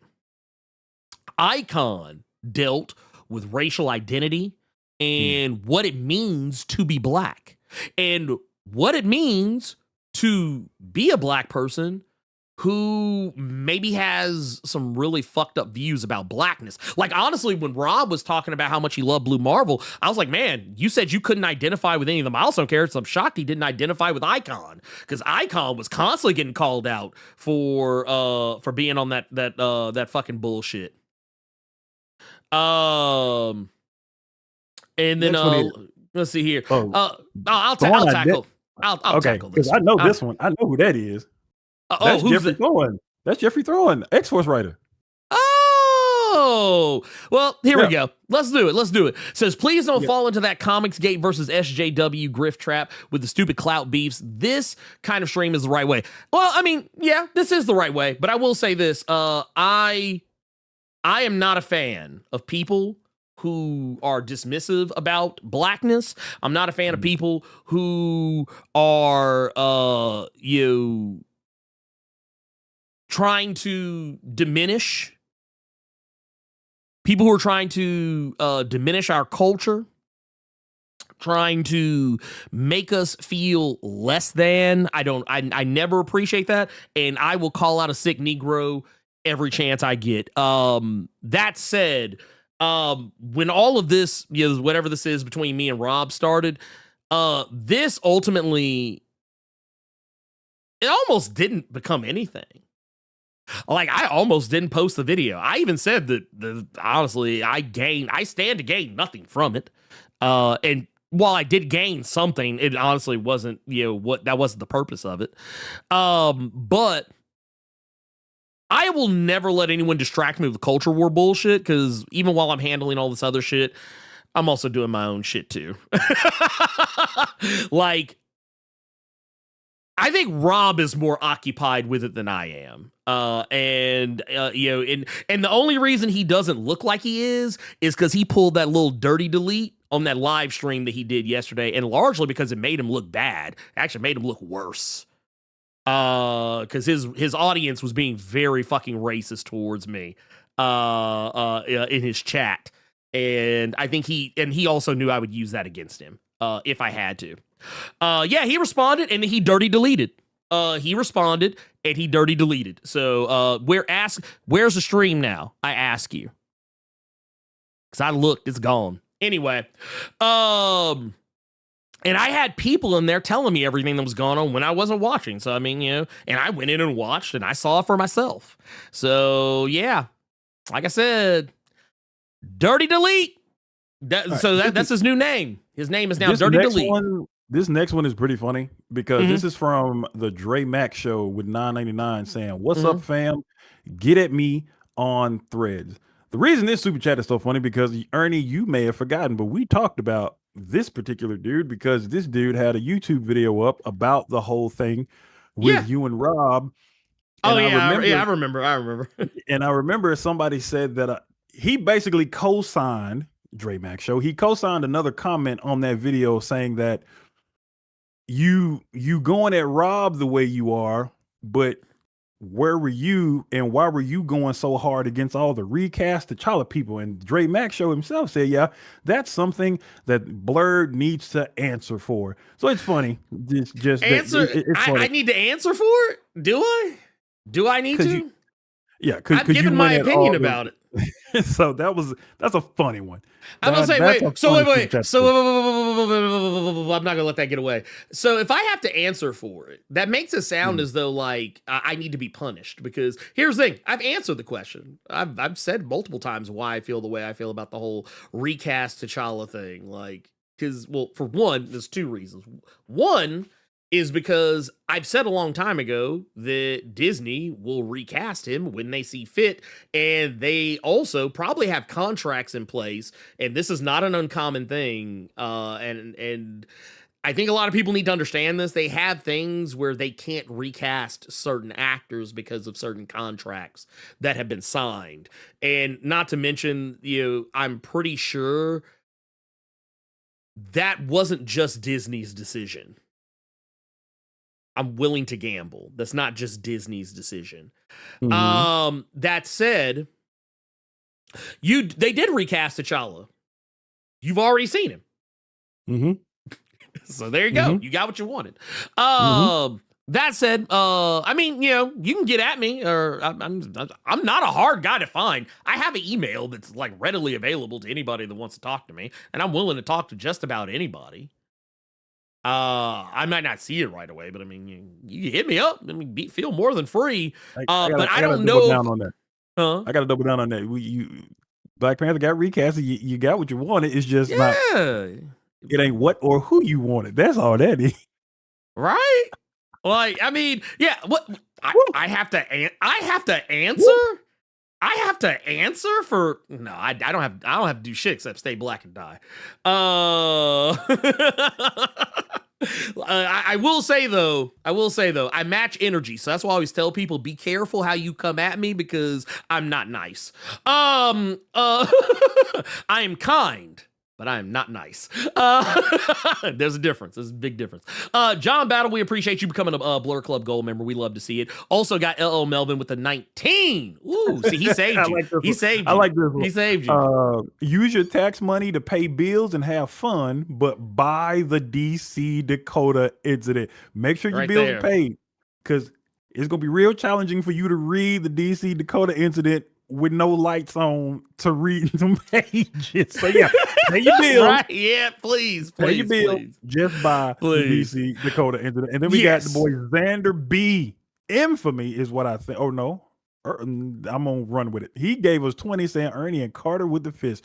I appreciate you, Xander, even though I hate you when it comes to Buffy the Vampire Slayer lore, because your character Xander was trash. But thank you for that 20.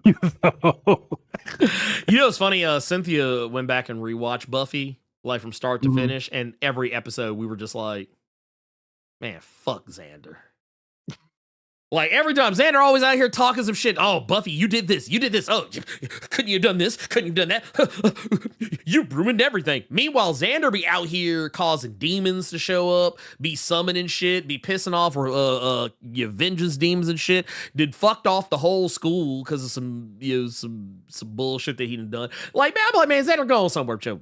Funky ass. Not you, Xander B, but the Buffy. Not you, Xander B, but just the Buffy, Buffy Xander. We don't like that Buffy. We don't like that one. But no. So, but I will say this. Shout out to some of our people out here like Jeffrey Thorne and Joseph Village, pulling through because we love to see it. And the thing is, I like to be educational. And wait. He married a vengeance demon. He also, he left that motherfucker at the altar. Yeah, yes, he did. He left that motherfucker at the altar. I need you to go back and rewatch that 6th season, Pimp. He didn't. There was no marrying Anya, big dog. He left her at the altar. No marrying Anya. I like saying this because it just doubles down on the fact that Xander was such a trash character. But if you go and you read the following seasons that Joss Whedon did of Buffy, and those were continuations of the show that Joss Whedon was doing at Dark Horse. Yep. To leave Anya at the altar, you couldn't bag Buffy. Willow didn't want you because she had Tara, and even when Tara was gone, she still didn't want you. She went from Oz to Tara and just didn't want nobody. You left Anya at the altar just to end up with Dawn. That's gross. Here's something about Joss Whedon too. That's gross. That was nasty work. That was Was Dawn an adult by the time it happened? Yeah, but the fact that like you are dating a girl who you knew when she was you literally helped raise Dawn for the most part. That's disgusting. That was nasty work. Matter of fact, I remember when I got to that portion of those Buffy comics. I put the shit down. I was like, nah, I'm out. I'm out of here, man. Get that shit. Get that shit up out my face, man. Get white Nick Fury up out my face. But no. But I want to get back on task. Because I'm not done. I'm not done yet. I'm not done yet. Are we still on OG or are we moving on up? I want to tackle a couple more things about OG and then we're gonna move on because I want to make another point because a lot of people were saying that it's just black shit. It's just black shit. This all Milestone is. It's just black shit. First off, wrong. That is objectively wrong, because they also had another character that I would thank you to be more familiar with, and that is the character. This is probably going to segue us up actually pretty decently to talk about the modern continuity, because there was a character by the name of Zombie. Zombie was the first Asian character at Milestone to get their own series. The only Asian character, if we're keeping it a buck, to get their own series. Also, I appreciate this. he said, okay, gotcha. Yeah, you're cool. It's that other motherfucker we don't fuck with. It's that motherfucker on Buffy. We don't fuck with him. But no, that said, Zombie was a very interesting character because basically, at a time where we didn't really have a fully fleshed out idea of what nanomachines are, even back then. I mean, we knew what they were, but I don't think we knew the full scope and breadth of what they were. Zombie existed in that capacity where basically, his power was that. And also, bear in mind, not a bang baby. He was not a bang baby. He was a creation of science. Basically, an experimental nanomachine setup that he was working on basically took over his body, became merged with his body, and saved his life. He had been killed, and actually, he and his lab partner had been killed. And it's kind of funny because it's like, literally, I say this sets us up perfectly because when they brought back Milestone, this is Zombie. Okay. Duo. I didn't know that. Yeah, no, Duo is Zombie. It's the same origin story. It's the same character. Like the guy here, it's the same dude.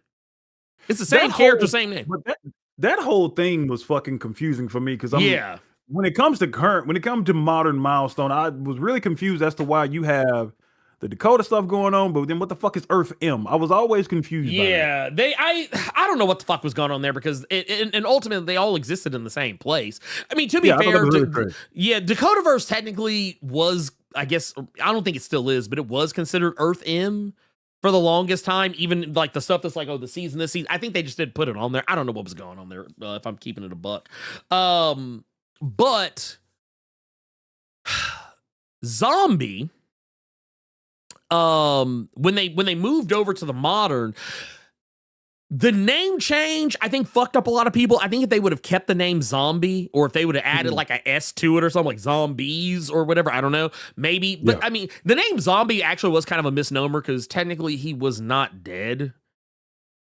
It was kind of a misleading name, sort of. I don't know, it was kind of strange. But no, Duo is basically, okay, so what if the woman who died, because basically what would happen was, and here, I'll actually, here, let me pull this up. I'll kind of show you what I'm talking about here. But basically what went down was that, what was this guy's name? I want to say it was Sugar Man, but I might be thinking about somebody else. I might be thinking about the X-Men villain. But basically what happened is, this dude breaks in, and you can see it right here. You can see how like, oh, hey, here he is right here. Bam. This is the guy. This is him, And, basically he's got the woman there. That's basically supposed to be like what is in the Duo comic, his wife. But here, it was not really exactly the case. And what they did was, they effectively fridged, here, I'll pull this up right here. Basically, they fridged her to turn him into a superhero. Basically, the nanomachines, they needed matter in order to rebuild the matter he had lost to save his life. So what the nanomachines did was it took the matter from her. And it's kind of the same thing in Duo. They do something very similar, but the difference is that she hangs around inside of his mind and then eventually comes back reformulated by the nanomachines as a fully conscious person again with all the memories and everything. It was really weird. I love Greg. I love Greg Pak. Is you know, he's a funny dude, but I was very confused when I was reading this book. But no, it was great. It was a decent. I think Zombie was the better one, but I think Duo it's fine. It's fine for what it is. But it was confusing. It was very confusing, weird book. But yeah, basically the whole thing with Zombie is that he could basically he could literally heal. He could literally heal from anything. It was basically like he was basically like you know for my Valiant people. Yeah, if you want to think about I knew you were gonna go that way. Yeah. If you're like for Valiant, yeah, you would probably compare him to Bloodshot. Marvel people, you'd compare him to Deadpool, or something like that. But basically, like anything you did to him, he could come back from. Like you could chop him up, he would just come right back. If you chopped he chop an arm up, boom. And his healing factor was quick. Like it was quick. That shit was like it was borderline instantaneous. Okay. Borderline instantaneous. So he didn't have to. So that's actually a nice little buff for him, just because I think with Bloodshot, he would have to go eat some. So you would see him just going in on a Chick-fil-A cow just so the nanomachine would be able to heal up all that stuff. So yeah, that's dope. That's dope. Yeah, it was good shit. Now I will say, Zombie's book bordered more into the supernatural, so it was kind of like a mix of like it was kind of almost like a mix of like Constantine rather, like Hellblazer, shit like that. It was kind of like a mixture of that. Maybe with like some other elements, or something like that. But yeah, he mostly dealt in like the supernatural and the weird. Like everything he usually encountered was some kind of like a crazy thing. And he actually was one of the few Milestone characters. And I think I want to say this was back. I don't think the New 52 was quite a thing yet. I don't think. I could be wrong, but I don't think. I think maybe no. Wait, when was New 52? Was what was that? That was 2011, right? Yeah. That was so actually, you know what? I think it was right before. I think this might have been right before New 52 then. So yeah, because this book came out in 2011. But he had another series that came out back then. You had this one right here, this book right here. Also, remember, this was back during the Drawing the Line. That is crazy. Yeah, at $2.99 era. I flame DC for that a lot, but what I'm talking about specifically is I did not know this book was a thing. During New 52, because New 52 was in and around the area where I started messing with more DC stuff again. So just to know that a Milestone joint was around at that point is shocking to me, and I didn't hear anything about this. No, and this is what was made even more funny is that the original series writer, John Rosen, the co-creator, this is him writing this series as well.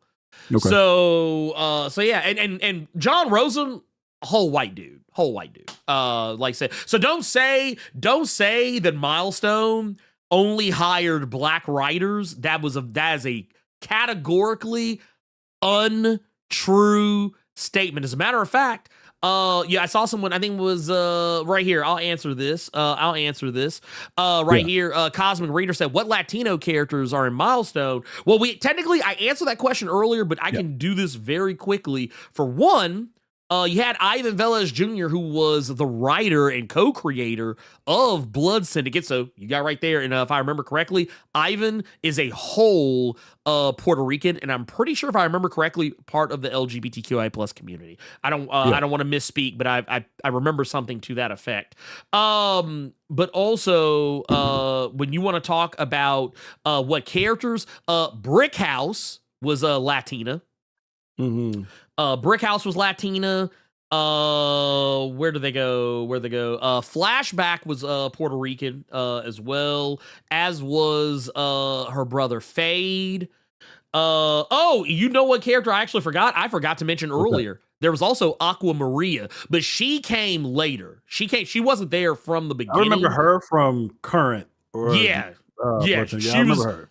Yeah, she's in the current run as well, but she wasn't necessarily there at the very beginning in the original run, but she is also Latina. And last but most certainly not least is Tech 9, also Latina. Really, for the most part, it was mostly like either you, like if you were in the Blood Syndicate, you were either a Latino or Afro-Latino. To some degree or another. And like I said, that like Afro Latinos and Latinos made up at least half of the Blood Syndicate. At least. That's a minimum, at least half of the Blood Syndicate. So, I always say do with that information what you wish. And yes, Third Rail was Korean. Third Rail was a Korean character. That's Third Rail right there. And then we mentioned Kwai earlier, who was Chinese. And I think I'll reiterate again. Boogeyman, whole white dude. Also, we have got we was watching with the Tid, says from one creator to another, I love how you took a larger audience than normal to uplift blackness and black history. This is like, honestly, I just want to make something very clear here. I appreciate that to the highest level, because honestly, when I do these shows, I don't know who the fuck is going to show up. So I don't know who's going to show up. I don't know who's gonna be here, but regardless of what happens, I'm gonna talk my shit. And I wanted to use this day to talk about Milestone and put people on game, because I feel like people slept. I feel like people slept on Milestone, and I feel like people don't know as much about it as they probably would want to know. There's a lot of people to this day that don't even know Milestone existed. And and for people to say that, oh, Milestone only did this, they only did that, Milestone was only this, it was just black shit, it was just more black shit. I'm sorry, but it wasn't the case. And while I know I said earlier I didn't want to show this picture because it was kind of blurry and not as nice as I would have liked to have shown, but it is an old picture, so I mean, I guess we kind of got to take what we can get. But if you look at this image right here, this is a rainbow coalition of people in this room. Ranging from black, brown, Latinos, Asians. This was what the comics industry did not want you to see back in the day. They didn't want to have this many people that were not white sitting in the room making decisions, and that's what Milestone was all about. Milestone, that's one thing I wanted to say. With what you just said, it's just black shit. It's just black shit. It's not, but. So what if it is? Like, you know what I'm saying? Even if it was.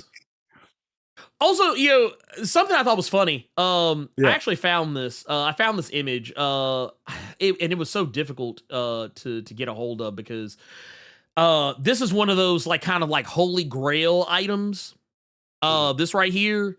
The comics buyer's guide. This is issue 990. This actually shows you what Milestone was going to look like before it actually hit. This issue right here, you can see static, you can see hardware, you can even see the original design for Icon. You see the original design, and that his name was actually not Icon at first, it was Paragon. That originally that was going to be his name. I'm actually glad that they switched it to Icon, but Icon is better than me. Yeah, I think Icon is definitely better. But you can kind of see here. This is also another. You can kind of this is just kind of more of an in color version. But yeah, this is still from when like originally he was going to be named Paragon. You can also see this is more of a just a pure pencils and inks, which, by the way, I'm sorry, I don't give a fuck what nobody says. Dennis Cowan is goated. You'll never convince me otherwise. That Dennis Cowan isn't goated. But anyway, that said, once again, we talk about these books. And I'm gonna go through them again. Hardware, 50 issues. Icon, 42 issues. Blood Syndicate, 35 issues. Static, 45 issues. Shadow Cabinet, 18 issues. Cobalt, 16 issues. Death Wish, 4 issues. The World Needs Heroes, 6 issues. By the way, a lot of people don't know this. The World Needs Heroes was a follow-up to Shadow Cabinet. There's also Holocaust, the guy who was ostensibly a villain. He was ostensibly a villain. Even he had a book. Matter of fact, it was this right here. My Name is Holocaust. This ran for 5 issues. Wise Son, the what I think is objectively the first Muslim superhero, boom, right there, had a 4-issue miniseries, Wise Son, the White Wolf. And then, of course, there was Zombie that ran for 22 issues. So, I mean, they had it. They had the sauce. They had the stories. They had everything. And then, Static had an animated series in Static Shock. So, I mean, they had the sauce, they had everything. And honestly, I think a lot of it just kind of boiled down to, it's the tried and true story, declining sales. Declining sales basically kind of fucked up the whole thing. People weren't buying the books as much, and I think I guess for some people maybe the novelty had worn off. I don't know. And then maybe for others, like, because I think like was in 95, 96 is basically about roughly the time where Milestone started shutting down books. They were canceling some books that were already running. They also had because that's another one. Cobalt was a book that while it ended at 16, you could tell there was more story, because they literally, the way it ended, it was kind of like, oh, this is just the beginning. That's kind of the way it ended. They took down some other series that were either planned. That book I mentioned, The World Needs Heroes, it was canceled kind of in the middle of its run. Though I will say, I think that book suffered from having a different title. Or not having a good, I don't think the title hit right for a lot of people. And then, like, by the time you get to 97, just because of everything, that was when Milestone ultimately had folded. And basically, they would just, license stuff out. That's how you got the Static Shock cartoon back in the day. And they also had, like, the Milestone Forever joint that came out in 2010. There's also kind of, like, not too terribly long before New 52. And yeah, man, that's basically it right there. But like, I just wanted to use that opportunity to say that OG Milestone had a lot, had everything. It had a story for everybody. I don't give a fuck who you were. I don't care if you were white, black, brown, Asian, indigenous. There was a story in there for somebody. So that's why the FUBU comment was kind of gross. I'm looking for the brother, Andrew Thomas. Because you asked what was the problem, because FUBU was amazing. It was the same time period. I don't understand why it was a bad comparison, because it wasn't just for us. The Milestone stuff was different stories for everybody.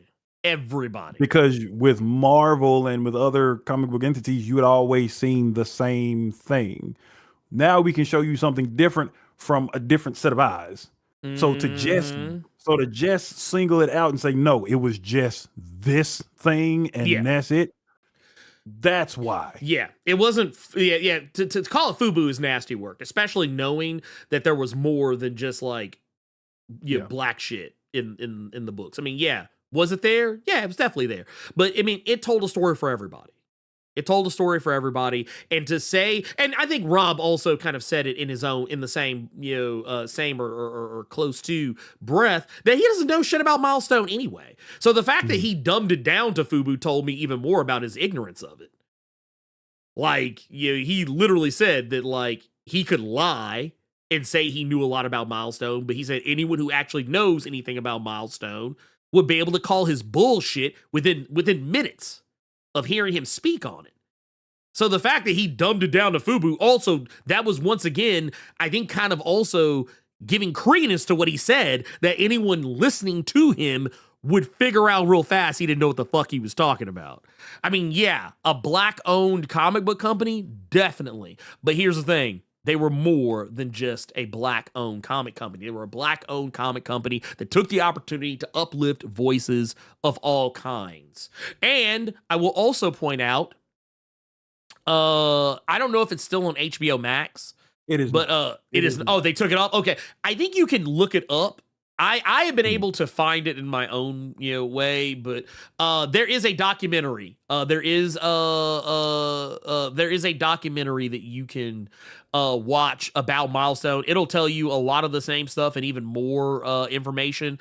Matter of fact, this is it right here. Milestone Generations. The world needs heroes. They brought us a universe. Also, you can't see it here. Narrated by Method Man. But yes, this was, to me, it was just very telling. It was just very telling. Also, I want to say, where did it go? Where'd it go? I saw it earlier. I had my finger right here. It is right here. I love that. I love the messiness. I'm here for the messiness. I love the messiness. Also, shout out to, I see my homie Actual Fandom in here. I see my homie Dane in here. Love to see it. You want to catch up with these super chats? Yeah. Let's do it. Let's go to. We are at shout out to Win for gifting a Blerd Without Fear membership to, who did you gift it to? Jess! You gave it to Jess. So Cosmic Reader with the $9.99. Yeah. Thank you for the information. Sorry I wasn't here earlier in the stream. I wanted to know, given that my favorite Latino character is also my favorite Afro-American character, which is Miles Morales. That's always great to hear. Gokon Freeman with the 10 saying he just pre-ordered new History of the DC Universe, Dakota, Storm, Mr. Terrific, Black Panther, all upcoming books this month. I'm not playing. Buy these books. Let's get these numbers run up, people. That's what you meant. I knew that's what you meant, but you got turned around. But thank you for that. Thank you for that 10. And Samuel Summers with the 10, he said, I have to give you credit. I've been watching you for years, and you put me on to Milestone Comics, and now I own multiple comics and compendiums, and I refer to Dwayne McDuffie as the God. Thank you, Samuel. That's much appreciated, man. You goddamn right. You goddamn right. Black Phoenix 77 in the golden age of the Blerd Club for 25 months. He said, I still have the first issues of Icon, Blood Syndicate, and Static that I bought off the spinner rack back in 1990s, back in the 90s, as well as Brother Man #1. And I can't even look at that one because we just got another hundo from the director of Earth M. God damn. God damn. He said, what Comics Explained missed is that Milestone asked so much more than his sad attempt at summarizing a movement that gave a platform to voices that wouldn't be heard anywhere else. It was something that goes beyond that sad attempt at undermining something that is still felt today. That's what I was trying to explain to the brother earlier, like just to minimize it and just say it was just a FUBU thing. And like you said here, minimizing it, undermining it. Yeah, that was wild. That was wild. But thank you, Gearless Mo, for the 100. It's always appreciated, brother. But what is Brother Man? Is that another Milestone joint? No. So here, I'll show you here. Give me a sec. I'm gonna bring this up. I'm gonna try and bring it up so you can see it. Let's see here. Where'd it go? No, not Brother Man from the Fifth Flow, you degenerate. No. Oh no. Brother Man is another indie. Okay. Yeah, here. I have it right here. I'm gonna pull this up so I'm gonna pull this up. Oh, late 80s comic. Got you, brother. Yeah. This is we're talking like it was something that existed like back in the day, but also like it was one of the things you kind of had to be there. It was like, what's the best way to describe it? Here's I think is this. Yeah, here's one right here. This is one I can show you here. Bam. I'm gonna pull it up like this. There you go. Back in the day when comics still cost like $2. But yeah, Everything's gonna be all right. yeah, hey, for real, for real. Goodness. The dictator of discipline. Mhm. But I can't remember how long this book ran, but it ran for a little bit. And I think you can still catch that shit. So this just let me know how far ago this was. He's Black Phoenix said that he first heard about Brother Man on Arsenio Hall. Yes. I was never up late enough to catch Arsenio Hall, and if I was, I wasn't supposed to be. So yeah, that lets me know how far back this was. Okay, that's what's up. Yeah, nah, it's pretty wild. Yeah, yes. It was 1990. Yep, that was it. Like I said, this was it was good shit. It was real good shit. I want to see. I wonder if it ever got collected. I don't know if it ever. Shit, fuck. Let's look. Well, let's go fucking look. Here, let's see. Brother Man. Here, let's see if we can find it. Lord. Uh-oh. I found something. I don't know if this is the OG, but bruh. Okay, hold on. Let's see what this is. I don't want to get anybody excited. All right. Let's see here. This is Brother Man, Dictator of Discipline, Revelation, the graphic novel. Brother Man was years before Image Milestone. Okay.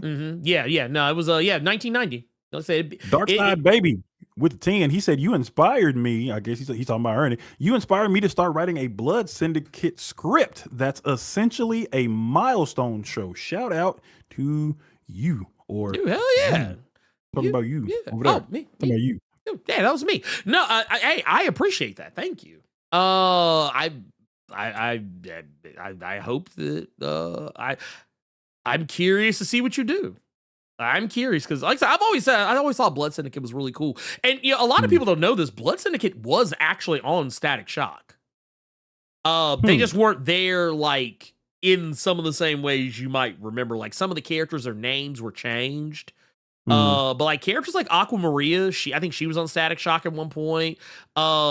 A version of Tech 9 is on there. Like the Blood Syndicate actually, like I said, it was interesting. It was to me very interesting shit. But no, I found this. I found this on Amazon. Like I said, I don't know if this is. It didn't say whether it collected like the original series or if this was like a follow up or whatever. But I mean, whatever the case is, I'm gonna check it out just because why the fuck not? But yeah, go over there and look. Here's a question for you, real quick. From We Was Watching, he gave us another 5. He said, "What are some Black-owned publications now doing good things we should check out?"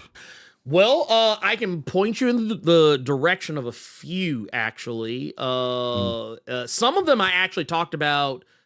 Some of them I think I talked about in a recent, excuse me. Sorry. A recent rant, that I did on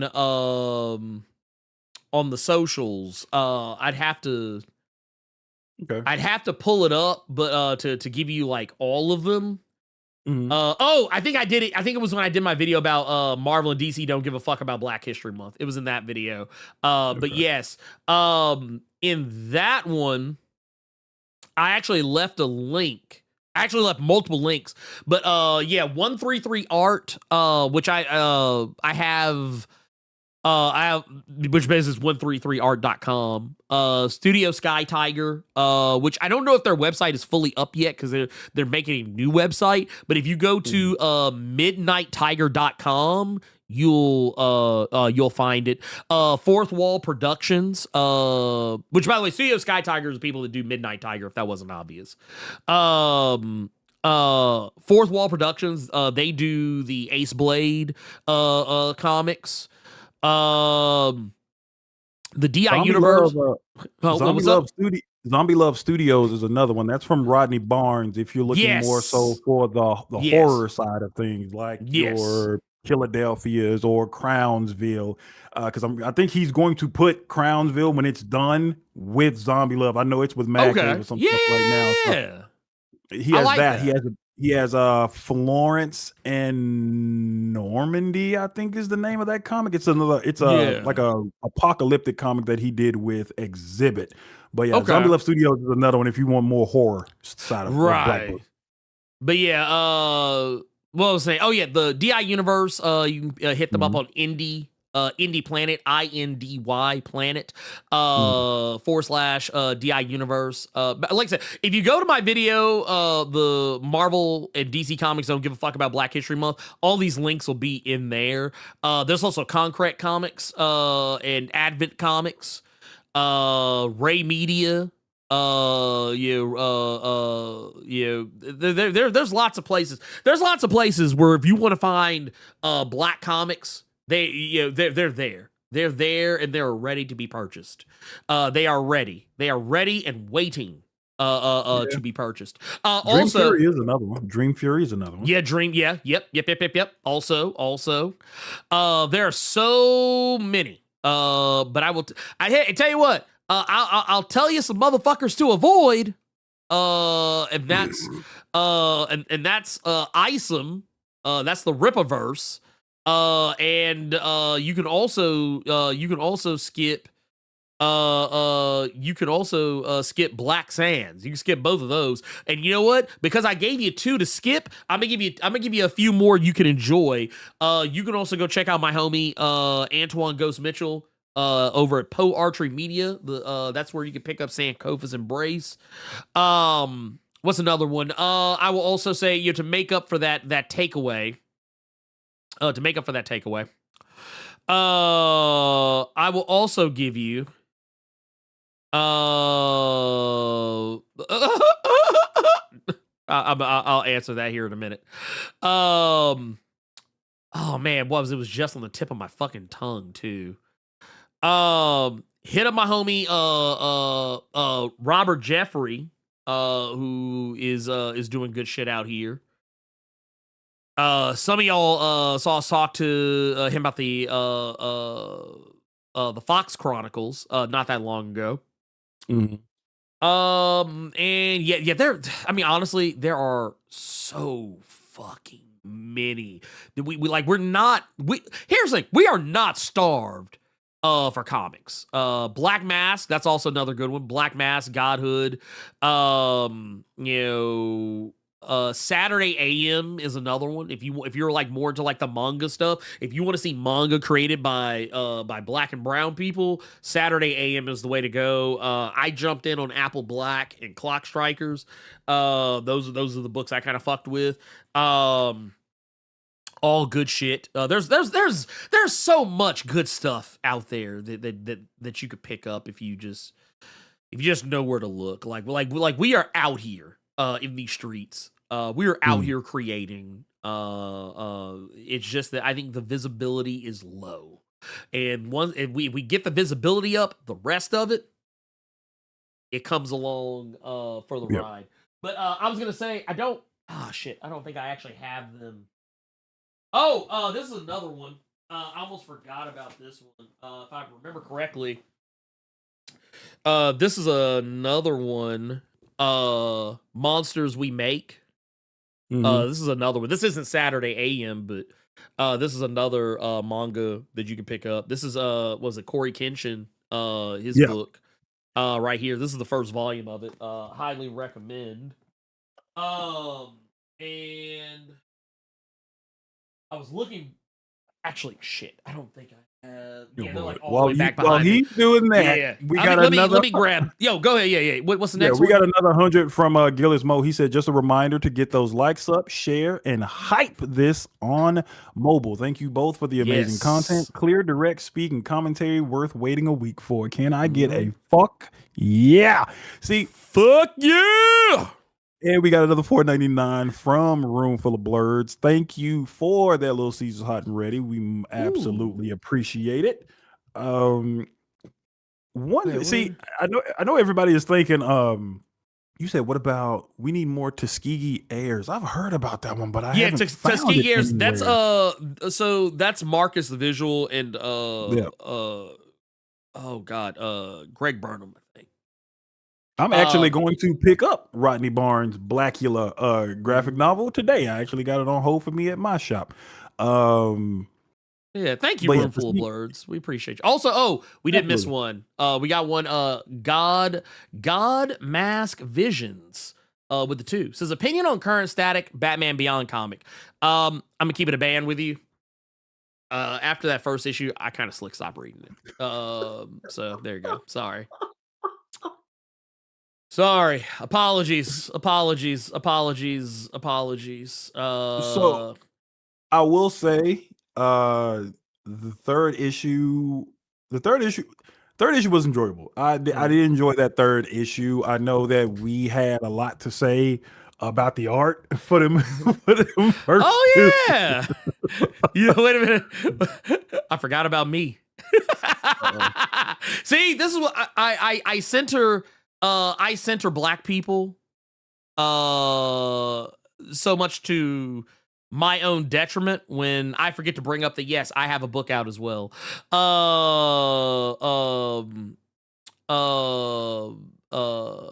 This is funny. Why skip Rippa? Why skip Isom? Why skip Black? Well, for one, I don't like either of the creators of those comics. That's why I skip them. So I vote with my dollars. I do not support them monetarily in any way, shape, form, or fashion. As a matter of fact, the creator of Black Sands attacked a black woman on social media and told his audience to go after her because she said something negative about his comic. And she didn't even personally attack him. She just said that some people in her audience wanted her to read this book. She said she read it and said she didn't like it. And when she said that, dude got in his feelings and he literally told his audience to go after her. And then when that happened, she was like, okay, well, fine, since we're doing it like this, I'm gonna just keep it. She was like, I'm just gonna go all in. And then she started listening why she didn't like his fucking Hotep ass book. And then he got even more mad. And then as far as like Eric July, Young Rippa, well, for one, that dude's just a piece of shit. And also, his book is terrible. His book is so bad. You can tell that it's someone who has never read a comic that wrote it. That's basically what it is. You can tell it's someone who they've never read a comic or maybe even an actual book. And it's very obvious to like the way everything is framed, the way everything is set up, the motivation for the character is absolute trash. There's no real actual stakes. It's bad. But anyway, yeah, that's why I said, in case you're wondering, yeah, that is why. And then also, shout out to my homie right here. He's actually got some shit that you should be trying to support. Just off rip anyway. But yeah, that is neither here nor there. Damon's got books, that just kind of been, popping up a little bit of everywhere. So I would definitely say, I think here's what I would do. Here's what I would do if I were y'all, because I think, David, remind me again. David, do you have a website that I could point people in the direction of, just like a one-stop place where I can send people to? Because I was gonna say, Damon's got like a whole bunch of shit that I think, because I think we had him on not it's probably been a while ago, but I mean it feels like it wasn't that long ago, where I think then we were talking about Stellar Remnant, I think, at the time. I think that was what we were talking about at the time. But like Damon has done a lot of shit. So yeah. Here's what I would say, dude. Go to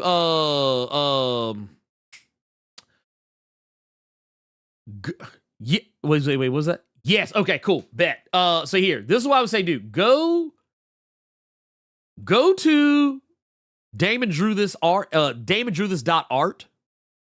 Go do that. There you go. Yes. And there too, go hit up on Instagram here. This is bam right there. But I'm just gonna say, yeah, go take a look because my man's got books. He got books out here. And I would also say, let's see. Oh wait, what's this?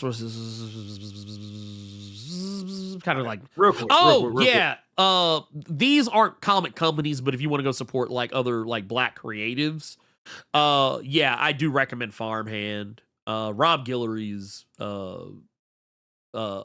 pretty dope ass Yeah, writer and artist. Yeah, I'm just happy I have that whole series now. It's not right. It's not near me right now. It's on the shelf because right, it's over there. I'm having an Ernie moment where I can't reach all the way over there. It's like I can't, Mr. Fan. Like that shit's over there. I'm not getting up. I'm not. Yeah.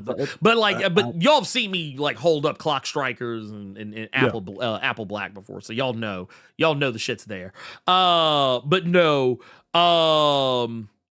That said, oh wait, he released a video an hour ago. Oh, interesting. Yeah, they've been saying that this entire stream, but I'll I'll address that in a video. I'll address that in a video. I'm not gonna address that shit here. So real quick, let's get these other super chats out of the way real quick, real fast. Bobby Ben Diesel, he gave us 10, bro. That is much appreciated. Let me see. You didn't have a comment with it though, but thank you nonetheless. Yeah. Courtney Jefferson with the $9.99 said, much respect on the Comics Explained situation. Dude lost my respect after seeing how he was talking about Angel Reese in 2024. Appreciate y'all. Keep up the amazing work. GoCon, please don't bring up Silent Hill. Ernie was telling me about that goddamn movie yesterday. No. Well, no, he's talking about the game. There's a new game coming out. I talked about that in your Discord. My only complaint with that new Silent Hill game is it's in first person. I wish it wasn't in first person. But it wouldn't be the first time. It wouldn't be the first time because Silent yeah. But that's all. Anytime I see a game with like Deathloop is another example, like with black leads and stuff like that. I don't want it in first person. I want to see us. So I would have liked to have seen that brother walking around Silent Hill with all the nasty pyramid heads and nurses. Oh yeah. That's my only thing, and that's a very minute thing. DeBell writes with 5 said ISOM shows a wide variety of black men faces. That's the only redeeming quality. Yep, a dig on ISOM's lack of character design. Shout out to Concrete. Yeah. Oh yeah. I mean, the thing is, like, all of his characters, like, because I remember him actually like talking about, oh, my character's original. All of his characters are derivative of something else, whether he wants to admit that or not. I mean, Yaira is basically Wonder Woman. Not woke Wonder Woman is basically what Yaira is. What was that? What was the girl's name? We talked about Sydney Blood something. We talked about Blood Truth, Blood Ruth, something. Blood Ruth. I want to say Blood Ruth or Blood Truth or something like that. I don't know. I was like, this motherfucker just a black Elsa Bloodstone. Get the fuck out of my face with that bullshit. Roomful of Blurs gave us another $9.99. She said that first 5 was an accident, but here's to growth. I'd like to recommend Midnight Comics and Next Step Comics. Yes. Matter of fact, shit. Where is? I don't know if I have here. Let me. Mike Manhattan, I keep seeing that book at my LCS for like dirt cheap, but I still don't want to read it because I'm not that big of a fan of Kid Cudi. Kyle Higgins, maybe he might still be on the strength of that Radiant Black, but I've never been a fan of Kid Cudi. No. Also, here, let me move some of these out of the way just so I can kind of get to some of these other ones here. Also, I like this. Isom wasted 56 pages for nothing. I've never. The book is trash. Here's the thing. Y'all want to know why Isom does what he does? Because Mama told him. And here comes Gavin Guidry with the I know this creator. Let me pop my collar real quick. Like new masters from Shobo and Shoff. I've never heard of that one before. Oh, yeah. Yes, I think I've actually And, been hearing. I've been hearing some rumblings. okay. Rumblings. Oh, this look kind of dope. What is this? Yeah, this is here. I'm pulling. Let me pull this up. I can get the image to load, but open. Oh, I can get this now. Cold. Best graphic novels of 2022. I heard that. I've never Yeah, heard of it. Yeah, actually, let me do it this like might have that. a good grab. Yeah. Yeah, no, we got yeah, this is definitely a new masters. That is definitely gonna have to get it. That's gonna have to get a cop. That's gonna have to get a cop. Oh, this was an image book. Okay, I've never heard of this. Wow. Also, See, man, dude, man, see, this is love right here, man. Look, and this is actually my boy Charles over here. I was talking about with DI Universe. That was it. Blerd, thanks for always supporting the indies. You goddamn right. And you know what? I tell you what, here's what I'm gonna do. I'm gonna do this. I'm gonna keep that same energy. I'm gonna edit the description. I'm gonna edit the description for this video. And we are going to put some of these websites and places and things in the description for this, just to keep it pushing, because you know what, why not I mean, let's be about it. Let's not just talk about it, let's be about it. So here, I'm gonna put these in here. I'm gonna paste some of these. I'm going to add some of these other ones in here. I'm going to add some of these other ones in here too, because I want to make sure that we make sure we are we want to make sure we're taking care of the people out here. Just to just to say we're trying to keep it a buck, Oh, I didn't know the people for new masters went to Memphis College of Art. Yeah, remember, because remember we were talking about this before when we were talking about Bronze Faces. There was that that book that came out of Boom. I believe so. Did not know that. Yeah. Mm-hmm. Okay. That's hilarious. I got to look. I was about to hit a ooh for a second. Yeah, I got to check them out. But no, I want to here. I got a couple more here that you know what? I will say, you know what? I was trying. Man, I'm so terrible at this, and I think y'all know this. I think y'all know this by now. I'm so terrible at promoting myself. So yes, I too have a comic whose first issue came out just this past December. Mm-hmm. If you have a mind for that sort of thing, if you want to read comics that are written by a brother, the brother who is actually speaking to you right now, talking directly to you. This is me right here. Heart of the Darkness is my first official comic, written by me with art by my homie Quinn McGowan, aka some nigga named Quinn, aka the Mighty Quinn of Iron Mike Coalition. We have also got one of y'all, one of Earth's mightiest subscribers, Jason Levine, who has done lettering in the past for Marvel and DC, as well as some other publications, who did the lettering for the book. So Real yeah, quick. shout out. Oh, yeah. What's up? Since you are on Global Comics, we just got a 20 Yes. from Harsh Words with Friends that says, I can't physically collect comics or anything due to my anxiety, making me a minimalist. Are all these titles available on Global Comics? Like a large portion, I believe, are, but Mr. Global Comics can answer that question for you. Yes. So I can tell you this much. Well, my comic is on Global Comics. I don't know about all the others. I'd have to go through and do a line by line. And each of these companies have a lot of comics, but what I can definitely tell you is that I know some of them do, and some of them also, the books I've talked about, they have their own websites where you can order comics and have them sent to you as well. So there are multiple avenues, but Global Comics does have some of these books, but I'm going to go ahead and tell you right now, the vast majority of them I think are actually like on their own websites, more or less.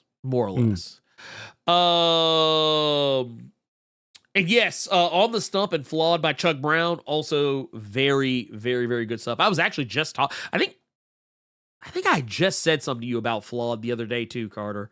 When we were looking at the. Oh, by the way, there's a Black History Month sale on In Stock Trades. If you have a mind to pick up some books, because that was actually how it came up. Is I saw Flawed. I saw the trade for Flawed on sale. And that sale is over, by the way. Oh, is it over? Mm-hmm. Come on, In Stock. Come on, In Stock. What are we doing, man? February, brother. It's actually funny. It's actually funny just because of something that you thought. And XDMC, but no. It's funny because of something you brought up earlier in regards to Dwayne McDuffie. Oh, what did they replace the Black History Month sale with for those couple of weeks? Teenage Mutant Ninja Turtles. Oh my God, I hate it here. I hate it here. XD, I'm actually about to start reading Abbott because I want to see what all the fuss is about. I started it and I loved it. I love that book. Yes, I will put a link. There will be as I'm adding links, I will add one for my actually no, there already is a link. There already is a link for me in the show notes already. If you go into the description, it's like one of the third items. Or technically it'll be one of the 4 things like down because I'm about to add in a bunch of shit. Tubes, the one In Stock did not run out of stock on Black books. No, they didn't. So what Ernie and I are talking about, they had a Black History Month sale or Black Writers and Black Artists sale. And normally books on there are like 40% off, but in that instance, they were 60% off. Now they're just back to like 30 and 40% off. So no, they didn't run out of stock. They're just, the discount isn't as big as you would have gotten it when Ernie and I went shopping. Right. It was like it was definitely a more sizable thing. Also what I was going to say too is, let me poetry. Okay, we're doing that. Got you. Wait, where'd it go? No, give me the real shit. Give me the real shit. I said the real shit. God damn it. But no, here it is. Oh, you know why? Because I put in the wrong goddamn website. That's why. I was going back through making sure the links that I'm adding are like active and working. So just okay. So God damn it. Do the thing I just asked you to do. God damn it. There you go. Okay. There. We're good.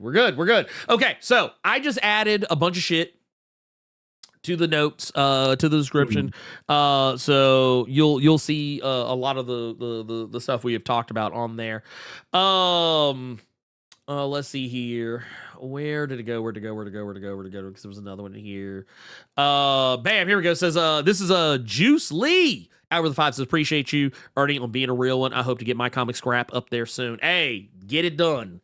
And I'm gonna tell you right now, if you are someone who is interested in the prospect of making your own comic, I'm going to tell you right now, do it. Don't wait. Don't wait. Don't wait to get good. Don't wait for everything to be perfect. Just fucking do it. Do it, and people will, they'll like I said, people will show up. Oh, wow. We're being co-streamed right now? That's crazy. I love it. That is crazy. They are taking a chance on me. They are taking a chance on me because I'm gonna say some wild stuff on here. That is insane. That is insane. I love it though. I love it. Hey, shout out to my Global Comics fam. That's wild. Hey, it's beautiful. We love to see it. And here we got one right here. DK Shed said my comics are on Global Comics for free. 9 issues right here. So there you go. That's pretty cool. That's Tough Teddy. Comic. So here, let's do this. Let's do this.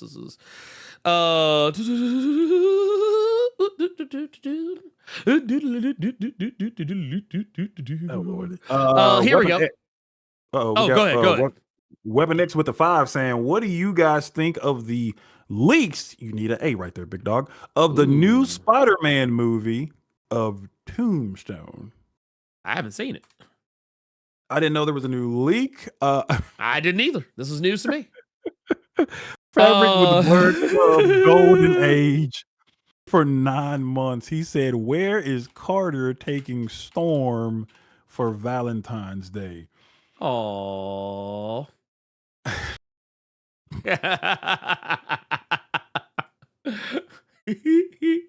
I can't say because Storm watches this. That is blasphemy, bird nerd, spider noir. That's gonna irk me saying it because I hate that they didn't just say Spider-Man Noir. Yeah, I don't Spider like that. Noir would be better without Nicolas Cage. Blasphemy. What would be better is if they actually called him Peter Parker and then just changed it to Ben Riley. Is what would have been good. Yeah, that is also that's just me, another. though. That's just me though. That's another one. But that said, I do want to. I know we didn't really get into the modern stuff so much. So actually, I do want to take an opportunity to kind of like start looking that direction. Okay. First and foremost, to say that when Milestone came back, Milestone being back at all is kind of a miracle. Because Carter, I don't know if you know this, they were actually stuck in legality for a while. Some of you may or may not remember, they were actually teased to come back like as early as like the mid 20 like the late 20 teens. We would see stuff at Comic Cons and things of that nature, like teases of like the stuff that we're now seeing, like with the Milestone returns and like the Static and Icon and Rocket and Hardware season ones, all that stuff. What originally was known as the Love Army, but then became the Love Corps. All that stuff. But it was held up in litigation largely because, Dwayne McDuffie is dead and no longer with us. And when all this stuff was being formulated, no one seemed to reach out to the McDuffie estate. People were just kind of doing shit. It was kind of Wild West in it. Or at the very least, if there was anything broached, there was nothing like officially put together. But it took a while. It took some time. It took it took a few years actually to get all that shit ironed out, and then it finally did. But when it did, that was when Milestone swooped back in. And another interesting thing about Milestone, I didn't bring this up earlier when we were talking about the OG stuff, but the thing is, like, when people always ask, well, why can't DC just do whatever they want with Milestones? Because DC doesn't own Milestone at all. DC has the license to use them, but the whole idea and the reason why you saw, like, because I'd forgive anybody for not remembering this, but if you go back and look at old Milestone books, you would often see DC. Yeah. Like here, let's pull this up right here. Boom. Notice how you would see Milestone on one side and DC on the other. It's because they had a publishing agreement. DC published Milestone Media's comics. But Milestone retained all intellectual property rights and copyrights, everything. So DC was just kind of there to get the books out.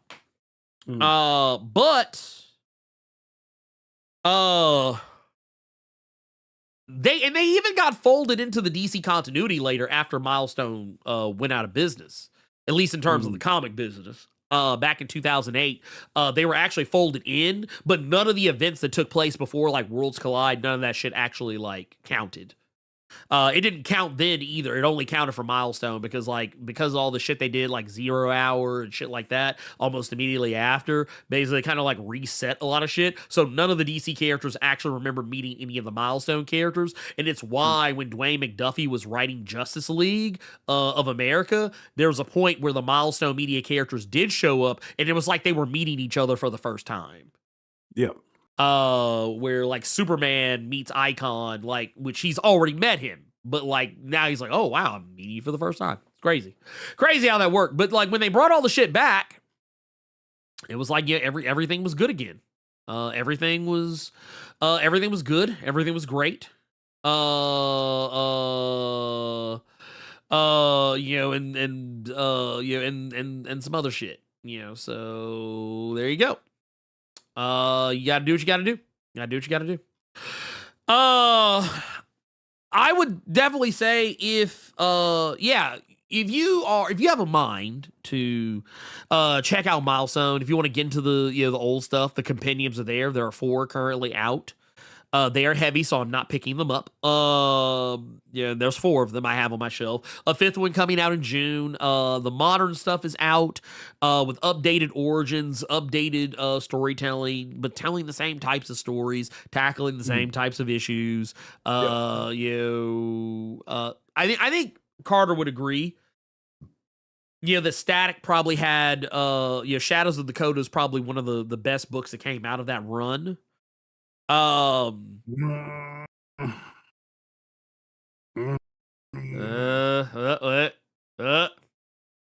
wouldn't say that. I would say Icon and Rocket was my A1 out of new Milestone. I know that Static was your baby. Oh, of course. Oh, no. Well, okay, I was gonna say that they all were, but no. I feel like you and I had a conversation where you were really more anticipating Blood Syndicate because you really like Blood Syndicate. I really like Blood Syndicate. I liked Blood Syndicate. I didn't like that they didn't do anything else with it though. I wish more would have been done with it because it seemed like they were really gearing up for something. Something really special could have happened after that, but then nothing happened. That's how I felt about Icon and Rocket. Just because I know they had an event later on that I don't acknowledge, but but that's how I felt. I see, for somebody that wasn't able to read it back in the day, Icon and Rocket was really just the okay. This was it. I want to go back and get the other stuff just because this is so fucking good and I'm really enjoying the story that's being told here, and it's not what people would expect. It's not this stereotypical thing at all. It slightly had those moments, but then it turned it right back around. But yeah, dude, I didn't know Blood Syndicate had a hardcover. Oh, I think what is it? Is it Shadow Cabinet is the only one? It's the only one. Okay. It is the only one. It is the only Shadow. Look, Duo got a goddamn hardcover, but yeah, we couldn't get one for Shadow Cabinet. That's nasty. That's nasty work, man. I think Shadow Cabinet deserves a hardcover. I would like a hardcover so that I can actually have something. I like this book and I want to have a hardcover version of it sitting on the shelf so it matches all the other ones. Who do I need to talk to? Who do I need to talk to? No, Portis James, we will not acknowledge Icon versus Hardware because nobody needs to acknowledge Icon versus Hardware. No. We gave you Shadow Cabinet. Take the small victory. But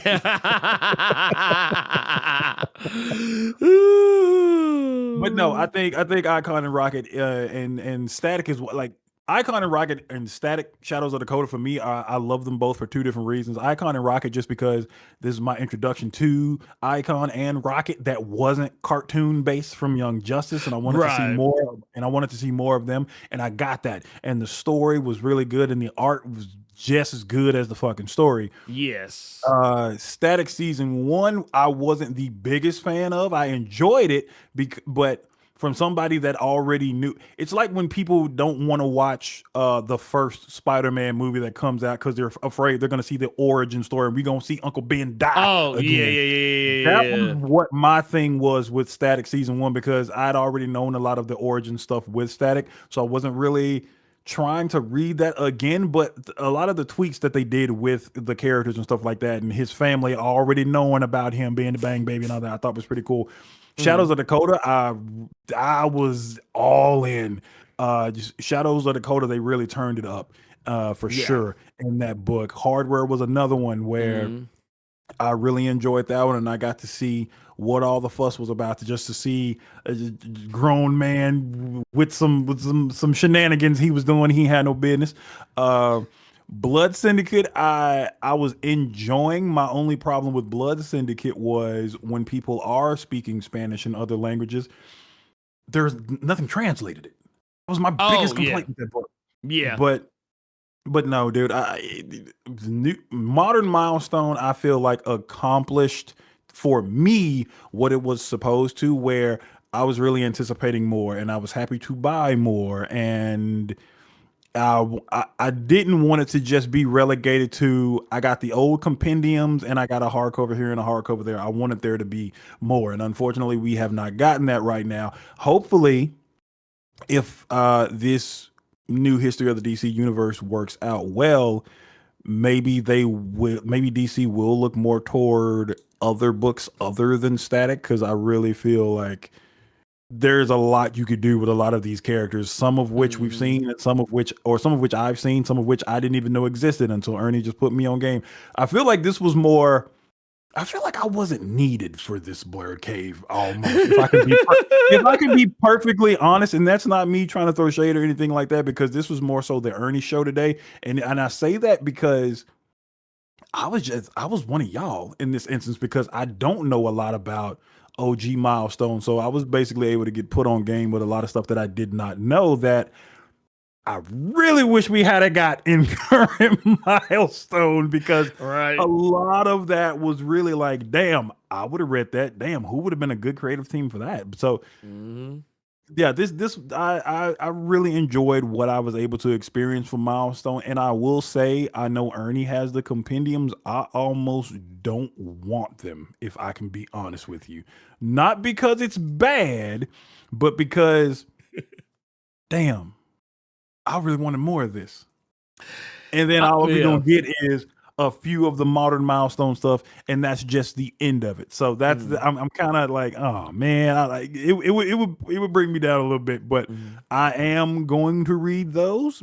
But yeah, dude, yeah, I would encourage it. I would actually encourage it because they're different. They're not the same. We're not talking about the same stories. The way the Blood Syndicate comes together in the original series versus the modern one is very different. The way Holocaust is treated as a villain is very different. I actually think Holocaust is a more credible threat in the newer series as opposed to the old one. And they do a lot better about getting some of those other characters in that came in later, getting them in early. And doing cool stuff with them. Static doesn't tackle really any of the same stuff that the original. I mean, outside of the hot streak stuff, that stuff, and and of course, you can also make a case for. Well, a lot of people say, well, what about Ebon? Well, Ebon wasn't in the original comic because he was only a thing on the cartoon up until the modern shit. But that said, you also had honestly, Hardware is the only book out of any of the current Milestone stuff that I felt didn't change much.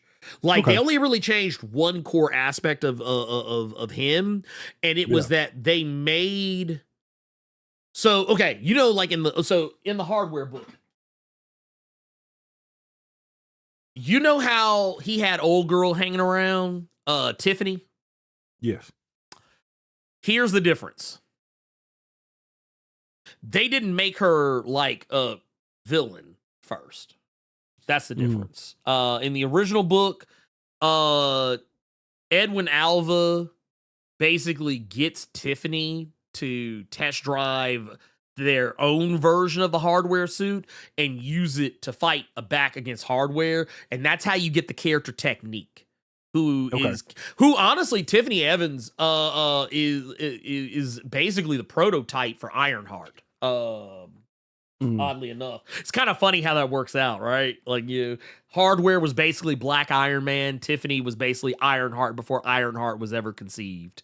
The original plans for her, especially if you know those, but what they did was making her more of a character and not just like someone who was just kind of there. They actually did more with it. They tried to bring her back in through Shadow Cabinet. You didn't get a whole lot with that, but like she got to be a character and a little bit more than just Someone who was just around, because that was kind of one bad thing about her character is in the original book she would just kind of show up and disappear.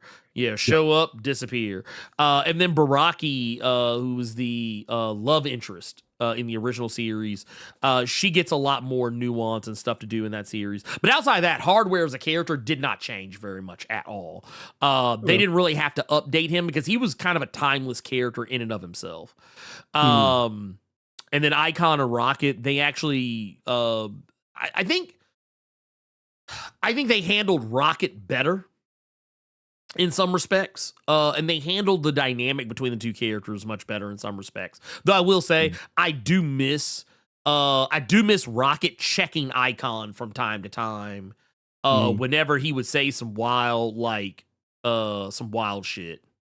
Well, shit, I feel like he didn't really say, or I don't feel like he really got an opportunity to say a lot of wild shit to be checked on because we only got one fucking hardcover worth of fucking stories. Well, no, true. That's the bullshit part. I was waiting on that part because of how much you would always talk about it, and I would always see like certain pages that people would show of him getting checked about his way of thinking, and we couldn't get that, man. No. It's terrible because I feel like, also that was this is one thing I almost kind of wish we would have gotten. I didn't talk about this, but there was a character who was like a Luke Cage allegory.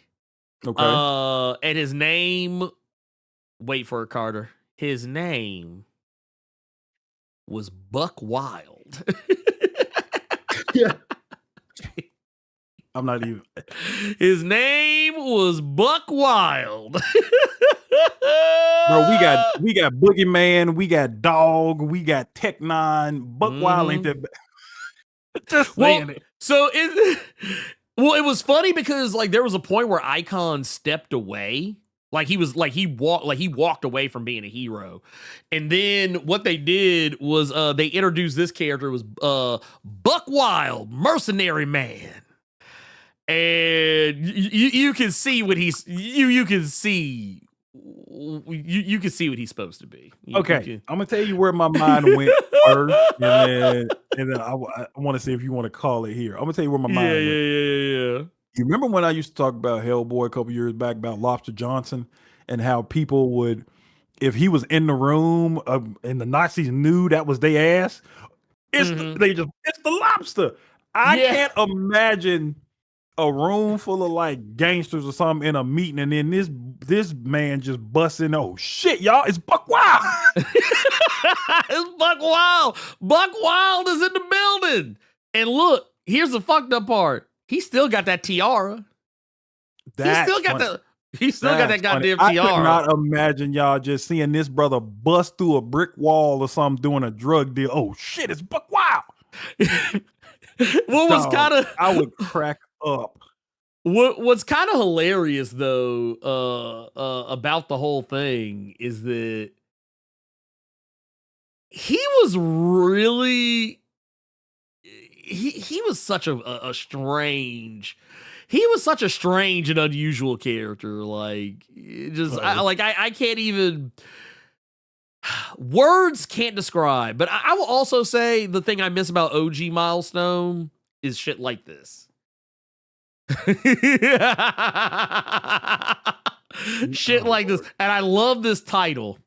Superboy meets girl. And please believe. She's not telling him to come here sick. You see that finger? Yeah, she's like, yeah, come on over here. Come on over here, man. Lord have mercy. Oh, no. It gets better. It gets so much better. But yeah, this book here, let me pull this up. So this, for those who don't know, this is back, like we're talking like Superboy post Reign of the Supermen. Is what we're talking about here.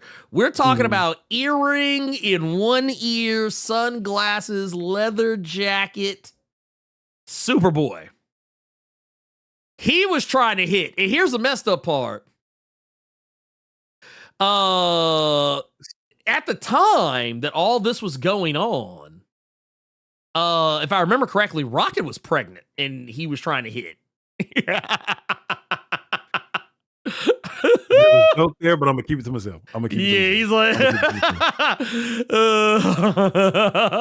myself. but no, he's like, yeah. She was like, okay, why'd you want to talk to me? He's like, I just thought, since I saved your life and stuff, and we'll probably never see each other again. You'd want to, show your show some gratitude. No.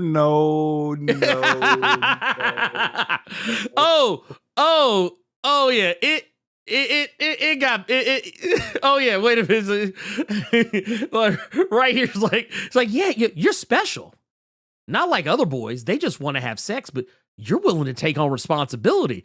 He's like, I am. right? He's like, I am. Wait, huh? She's like, sure. How many boys do you know would want to get involved with a pregnant girl? He's like, pregnant? He's like, huh. She's like, yeah, I used to have an itty. He's like, an itty? Yeah, like a belly button. And then, and she was like, anyway, I think we should have have a short engagement. I want our baby to have a name. He's like, belly button.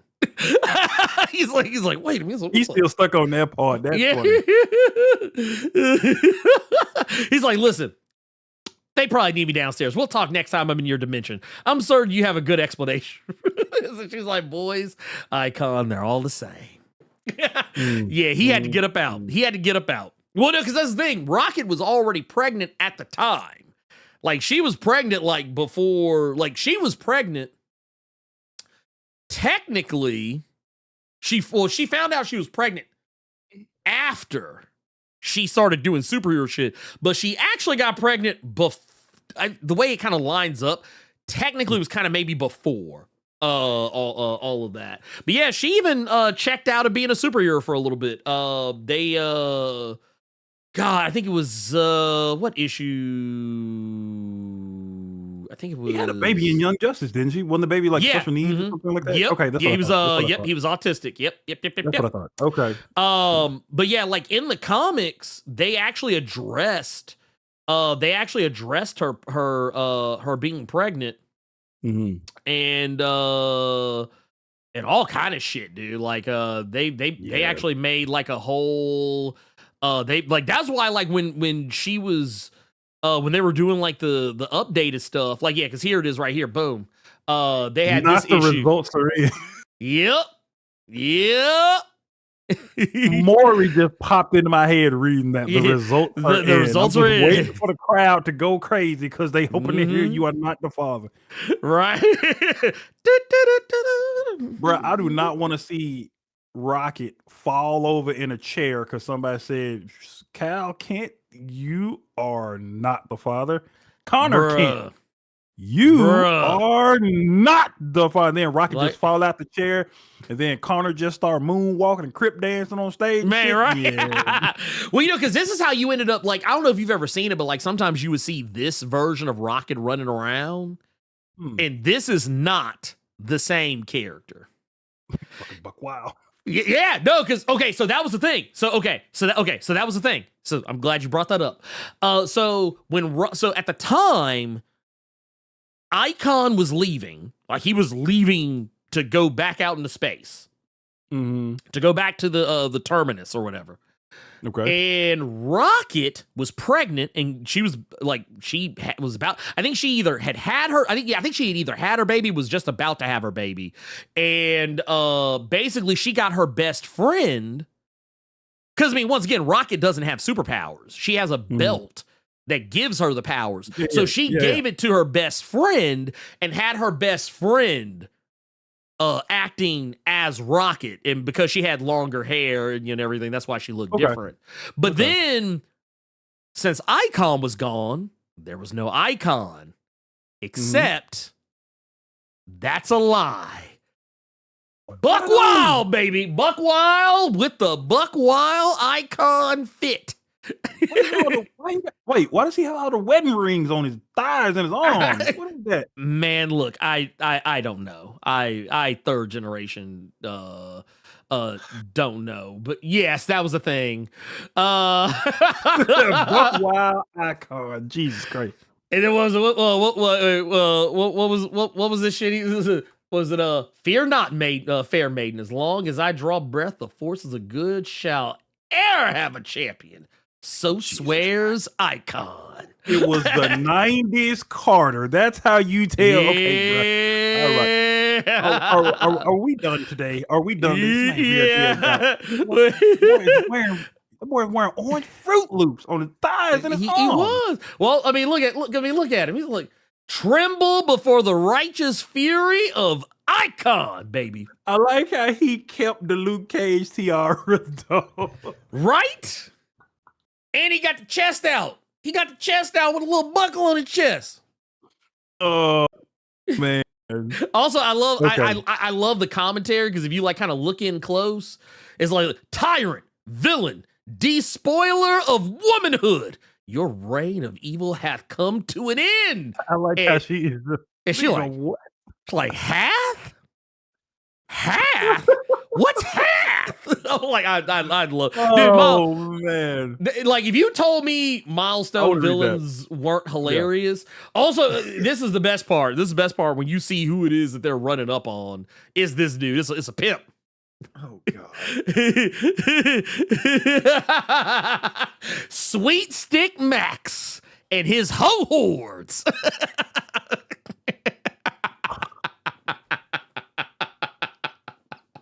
I think that's a way to end it. Yeah, that's 100%. Well, I tell you what, I don't want to do it just yet, because I do it. You got to make that the thumbnail. That's the thumbnail now. Sweet Stick. Oh man, that is insane. That is nasty. Is nuts. Not the ho hordes. The whole horde is nuts. That is insane. Yeah, that's Spotify thumbnail right there. Yeah, buddy, I promise you. So it is. Also, I want to say shout out, because like I said, we do got some super chats here. Let's see here. We have got here. Actually, want to make a correction, and I did actually add this. I don't know if they're still here. Who was that? This was Juice Lee. He said, to be clear, Scrap has 6 books out with a trade and a number 7 on the way. My bad. LOL, I appreciate y'all. No, I actually, when you said Scrap, for whatever reason, it didn't click in my head until you said there were multiple books out. So I went and added those. I added the website to where you can pick those up in the description as well. Scrap is a really good, it's an MMA comic. As the name would probably give away, it motherfuckers throwing hands, and it's pretty dope. But we have also got Gearless Mo with the 1999 super chat, and says, happy holiday Valentine's. Should be every day, but that's just me. I'm getting my popcorn ready for your response to CE's recent to Comic Display's recent response to the controversy. Let's discuss. Gearless Mo trying to get people in trouble. You know how many people are watching this and probably say, ooh, you know what? Valentine's should be every day. And then they just gonna look at their significant other like, so where's the see? Gearless Mo trying to get people in trouble. Yeah, you know we're gonna do it. People knew they were only supposed to have Saturday to worry about. Shit like that. Sunday gonna come around Monday. Now it's a work week, and these people finna still be expecting Valentine's gifts for the week. Gearless Mo trying to get people in trouble. That might be the Nick Fury from the Ultimate Universe. You might be the one that run hands trying to get people in trouble, bro. You might be that man. Oh man. I mean, look, bro. Come on, Lord have bro. But no, I also want to point out that we got another one here. Samuel Summers. What's that? So I think Hardware was the best comic of the Milestone universe. I wouldn't disagree. In terms of like, I mean, really, we're not talking about like just overall in general. Hardware had a pretty fucking wild comic, like Afro-futurism of the highest magnitude. Just. Yeah, that book it was honestly, a lot of the books were ahead of their time, but also, like I said, Hardware tackled those hard-hitting issues, no pun intended. Like case in point, we talked about Death Wish earlier. That was a hard-hitting issue. But yes, that said, oh man, I forgot about, dude, somebody just brought this up and this hit different. I didn't what I'm gonna tell you what they're talking about. This was in the Icon book. Silent Black Dragon said, that shit killed me when she talked to her grandmother for the last time and she just peacefully drifts into an eternal sleep after she leaves. Yes, that was actually in the Icon series. There's a point where Rocket's grandma, she just passes away. Like, she's hanging out with her, like, helping her do stuff, talking with her and so on and so forth, and, sharing stuff back and forth, whatever. And then, like, just talking about, oh, the life you've lived, da-da-da-da-da, and, like, it's really, like, heartfelt shit. And as soon as Rocket leaves, boom, she dies. It's crazy. Also, they had an issue. I don't know if you knew this, Carter. Static had an issue where they addressed safe sex. As a matter of fact, it was a censored issue. It was a censored issue. Here's the thing: they actually, you don't see anything, but this was the censored cover that DC made them put out. Which is kind of funny because I feel like this is actually worse somehow. But like, basically the reason why it was censored is because this was the actual original cover. So it's Static in his super suit. Also, man, got the wave cap on. Man, love to see it. But yeah, you can see that, like, the shirt's coming off. But also, I'm gonna tell you the real reason why they wanted it censored, and I'm gonna zoom in on this. Those. Oh. Because of the condoms right there. But like, basically what they did is and then there was also this right here too, the sex manual. There was that as well.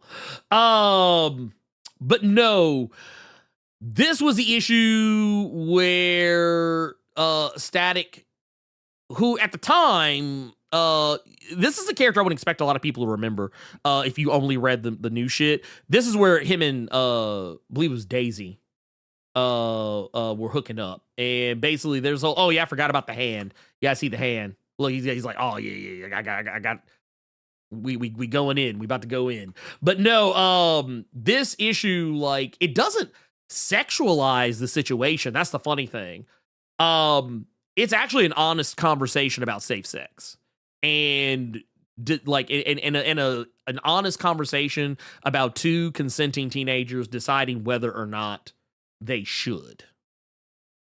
Static even talking to his father about it in the issue and having that conversation. I've actually been thinking about doing videos about a lot of the little hot button issues that Milestone used to cover back in the day. But yes, like I said, it was all good shit. Also, shout out to the homie. Shout out to the homie Orange Phoenix. Out here says, I served the Milestone appetizer this morning. You served the Milestone main course this afternoon. Love to see it. That was good eating, man. And also, yeah, I will say too, it was actually funny. I was actually telling Carter about this beforehand, but when I was setting up the live stream for today, like I was putting like the thumbnail up and everything, scheduling and whatnot, I had to laugh because as soon as I got done doing it, I was like, I went back to like my YouTube homepage and I saw your live stream. Like it had like the whole thing like, hey, schedule for you, da da da da. And I was like, oh shit. I was like, man, that's kind of crazy. Like, and I saw other people had something somewhere. I was like, man, everybody talking about Milestone today, and I kind of love to see it, man. I love how we all came together today on a day of love. A day of Hallmark love, and we decided to say no. We're gonna talk about Milestone, and I love to see shit like that. That's the type of shit I love to see. Love it. Absolutely fucking love it. Also, Gilsmo, he wanted to give you an apology, Carter. It's not a real damn apology. He just wants you to sing that fucking song. That's what that is. That's what that is. That might be the director of Hand over there in the Ultimate Universe. Why you doing Doom like that, man? Why you doing young ass Tony Stark like that? Why did you even involve yourself in Ant-Man and Wasp shenanigans over there? Why you make her a double agent? That's why he did that super chat. Yeah. They basically what they did is what was it? Oh my God. I just love that we're giving Milestone love. I love it. I'm glad we're doing it. And you know what? I hope this encourages people to maybe go do something similar. But I love the I love the energy here. Also, thank you again for that. 1999. Did it in a super chat. And I think we're caught up. I think we're caught up on everything. And let's see. Wait. I want to make sure I'm scrolling back. Just make sure I'm double checking myself. You know what? We did miss one. We did miss one from earlier. I don't know how we missed it. We got one from Black Boy Toy Joy. This was on the Streamlabs side. We missed this from about an hour back, but they said, do you have either the McFarlane static or icon figures? I do not, sadly. I do not. Because I think, well, I don't know, unless there was something new that got released. If there was something new, if it's the new ones, I haven't gotten those, and that probably has more to do with the fact that I don't have any place to put them. You can't see it, but all my shelves are full, and a lot of the new books I've been getting are on the floor until I can get new shelf space. So, there's about the ones that just dropped. Yeah, I haven't bought them yet. I might. I don't know where the fuck I would put them. I don't want figures. I do not want them. I don't want to have to put them somewhere. Then they just start collecting dust somewhere, or somebody come in and knock some stuff. Oh, I have a Spawn figure that was gifted to me. It is still in the box because I'm terrified to open it and put it somewhere. So no. He's like, nah, not today. I'm a book guy, not a figure guy. I could never. I could never. I am kind of the same. I'm not really much of a figure person. Like, I used to like figures, but then it kind of got to this point where it was like, man, I don't have space for all the figures that I want, and all the figures I want are stupid expensive, and I would rather use that money to buy books. You know what I'm saying? Like that's kind of my justification for it. I used to buy a lot of figures, though. But see, the problem is when you have so many different interests, there's so many figures. Because it's like, well, I want the superheroes. Okay, well, I also want the anime characters. I also want the Kamen Riders and the Super Sentai teams. I want to get, the Transformers. I want to get the Turtles. I want to get all of it. And it's like, man, I would be fucking broke. So yeah, there's that. You know what? I tell you what, this is what we're gonna do.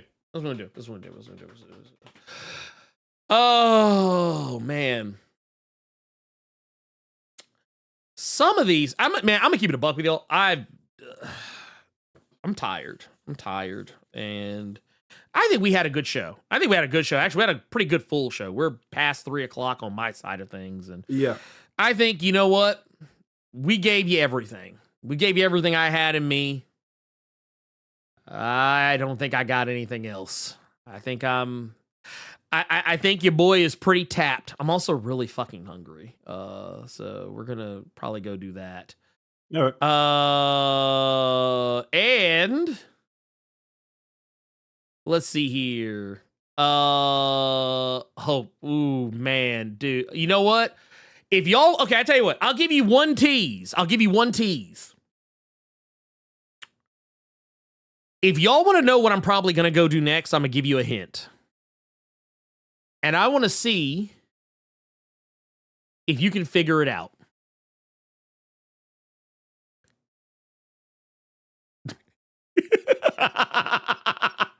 So, I see that Saros TV has already made a reaction, I guess, to what has happened. I don't know if this is a reaction or if he actually got robbed to come on. Oh, he actually got robbed to come on and talk.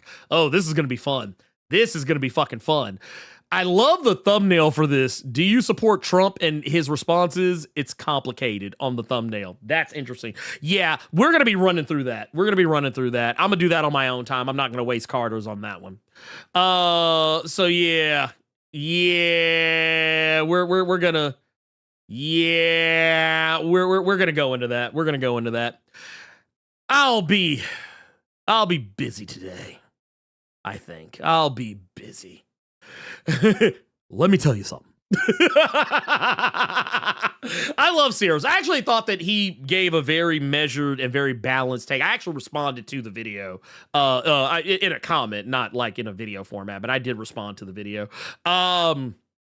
Which is why I think Rob responded to it, because he responded after I did.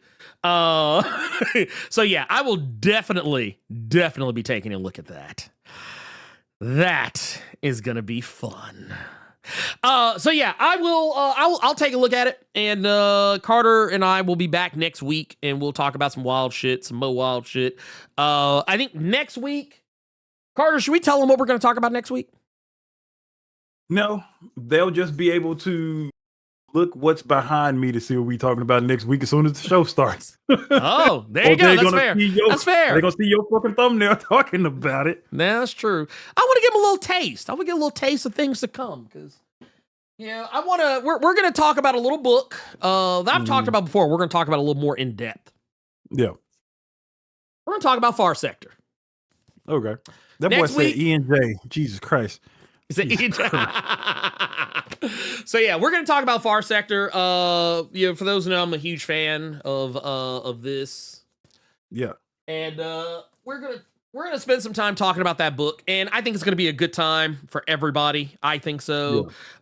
And I hope you guys tune in. I hope the people who came and showed up for for this talk, I hope you show up for more talks. And you know what? The best way to do that, hit that subscribe button and tap that notification bell. That way you don't miss out on videos like this, live streams, things of that nature, things of that magnitude. Please do it because it's helpful to me, helpful to the channel. Also hit that like button if you haven't done so already. Like I said, it's that's just easy.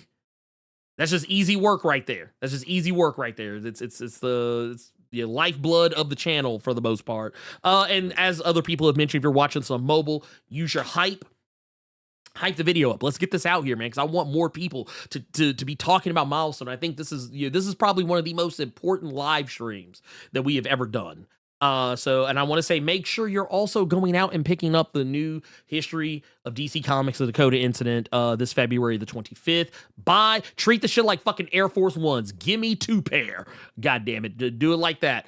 And I want to also say that, you are such a dad with that reference. Nobody's talking about that whack ass song anymore. No, it's Air Force. No, these are my Air Force Ones, but y'all know what I mean. Y'all know what I mean when I say it.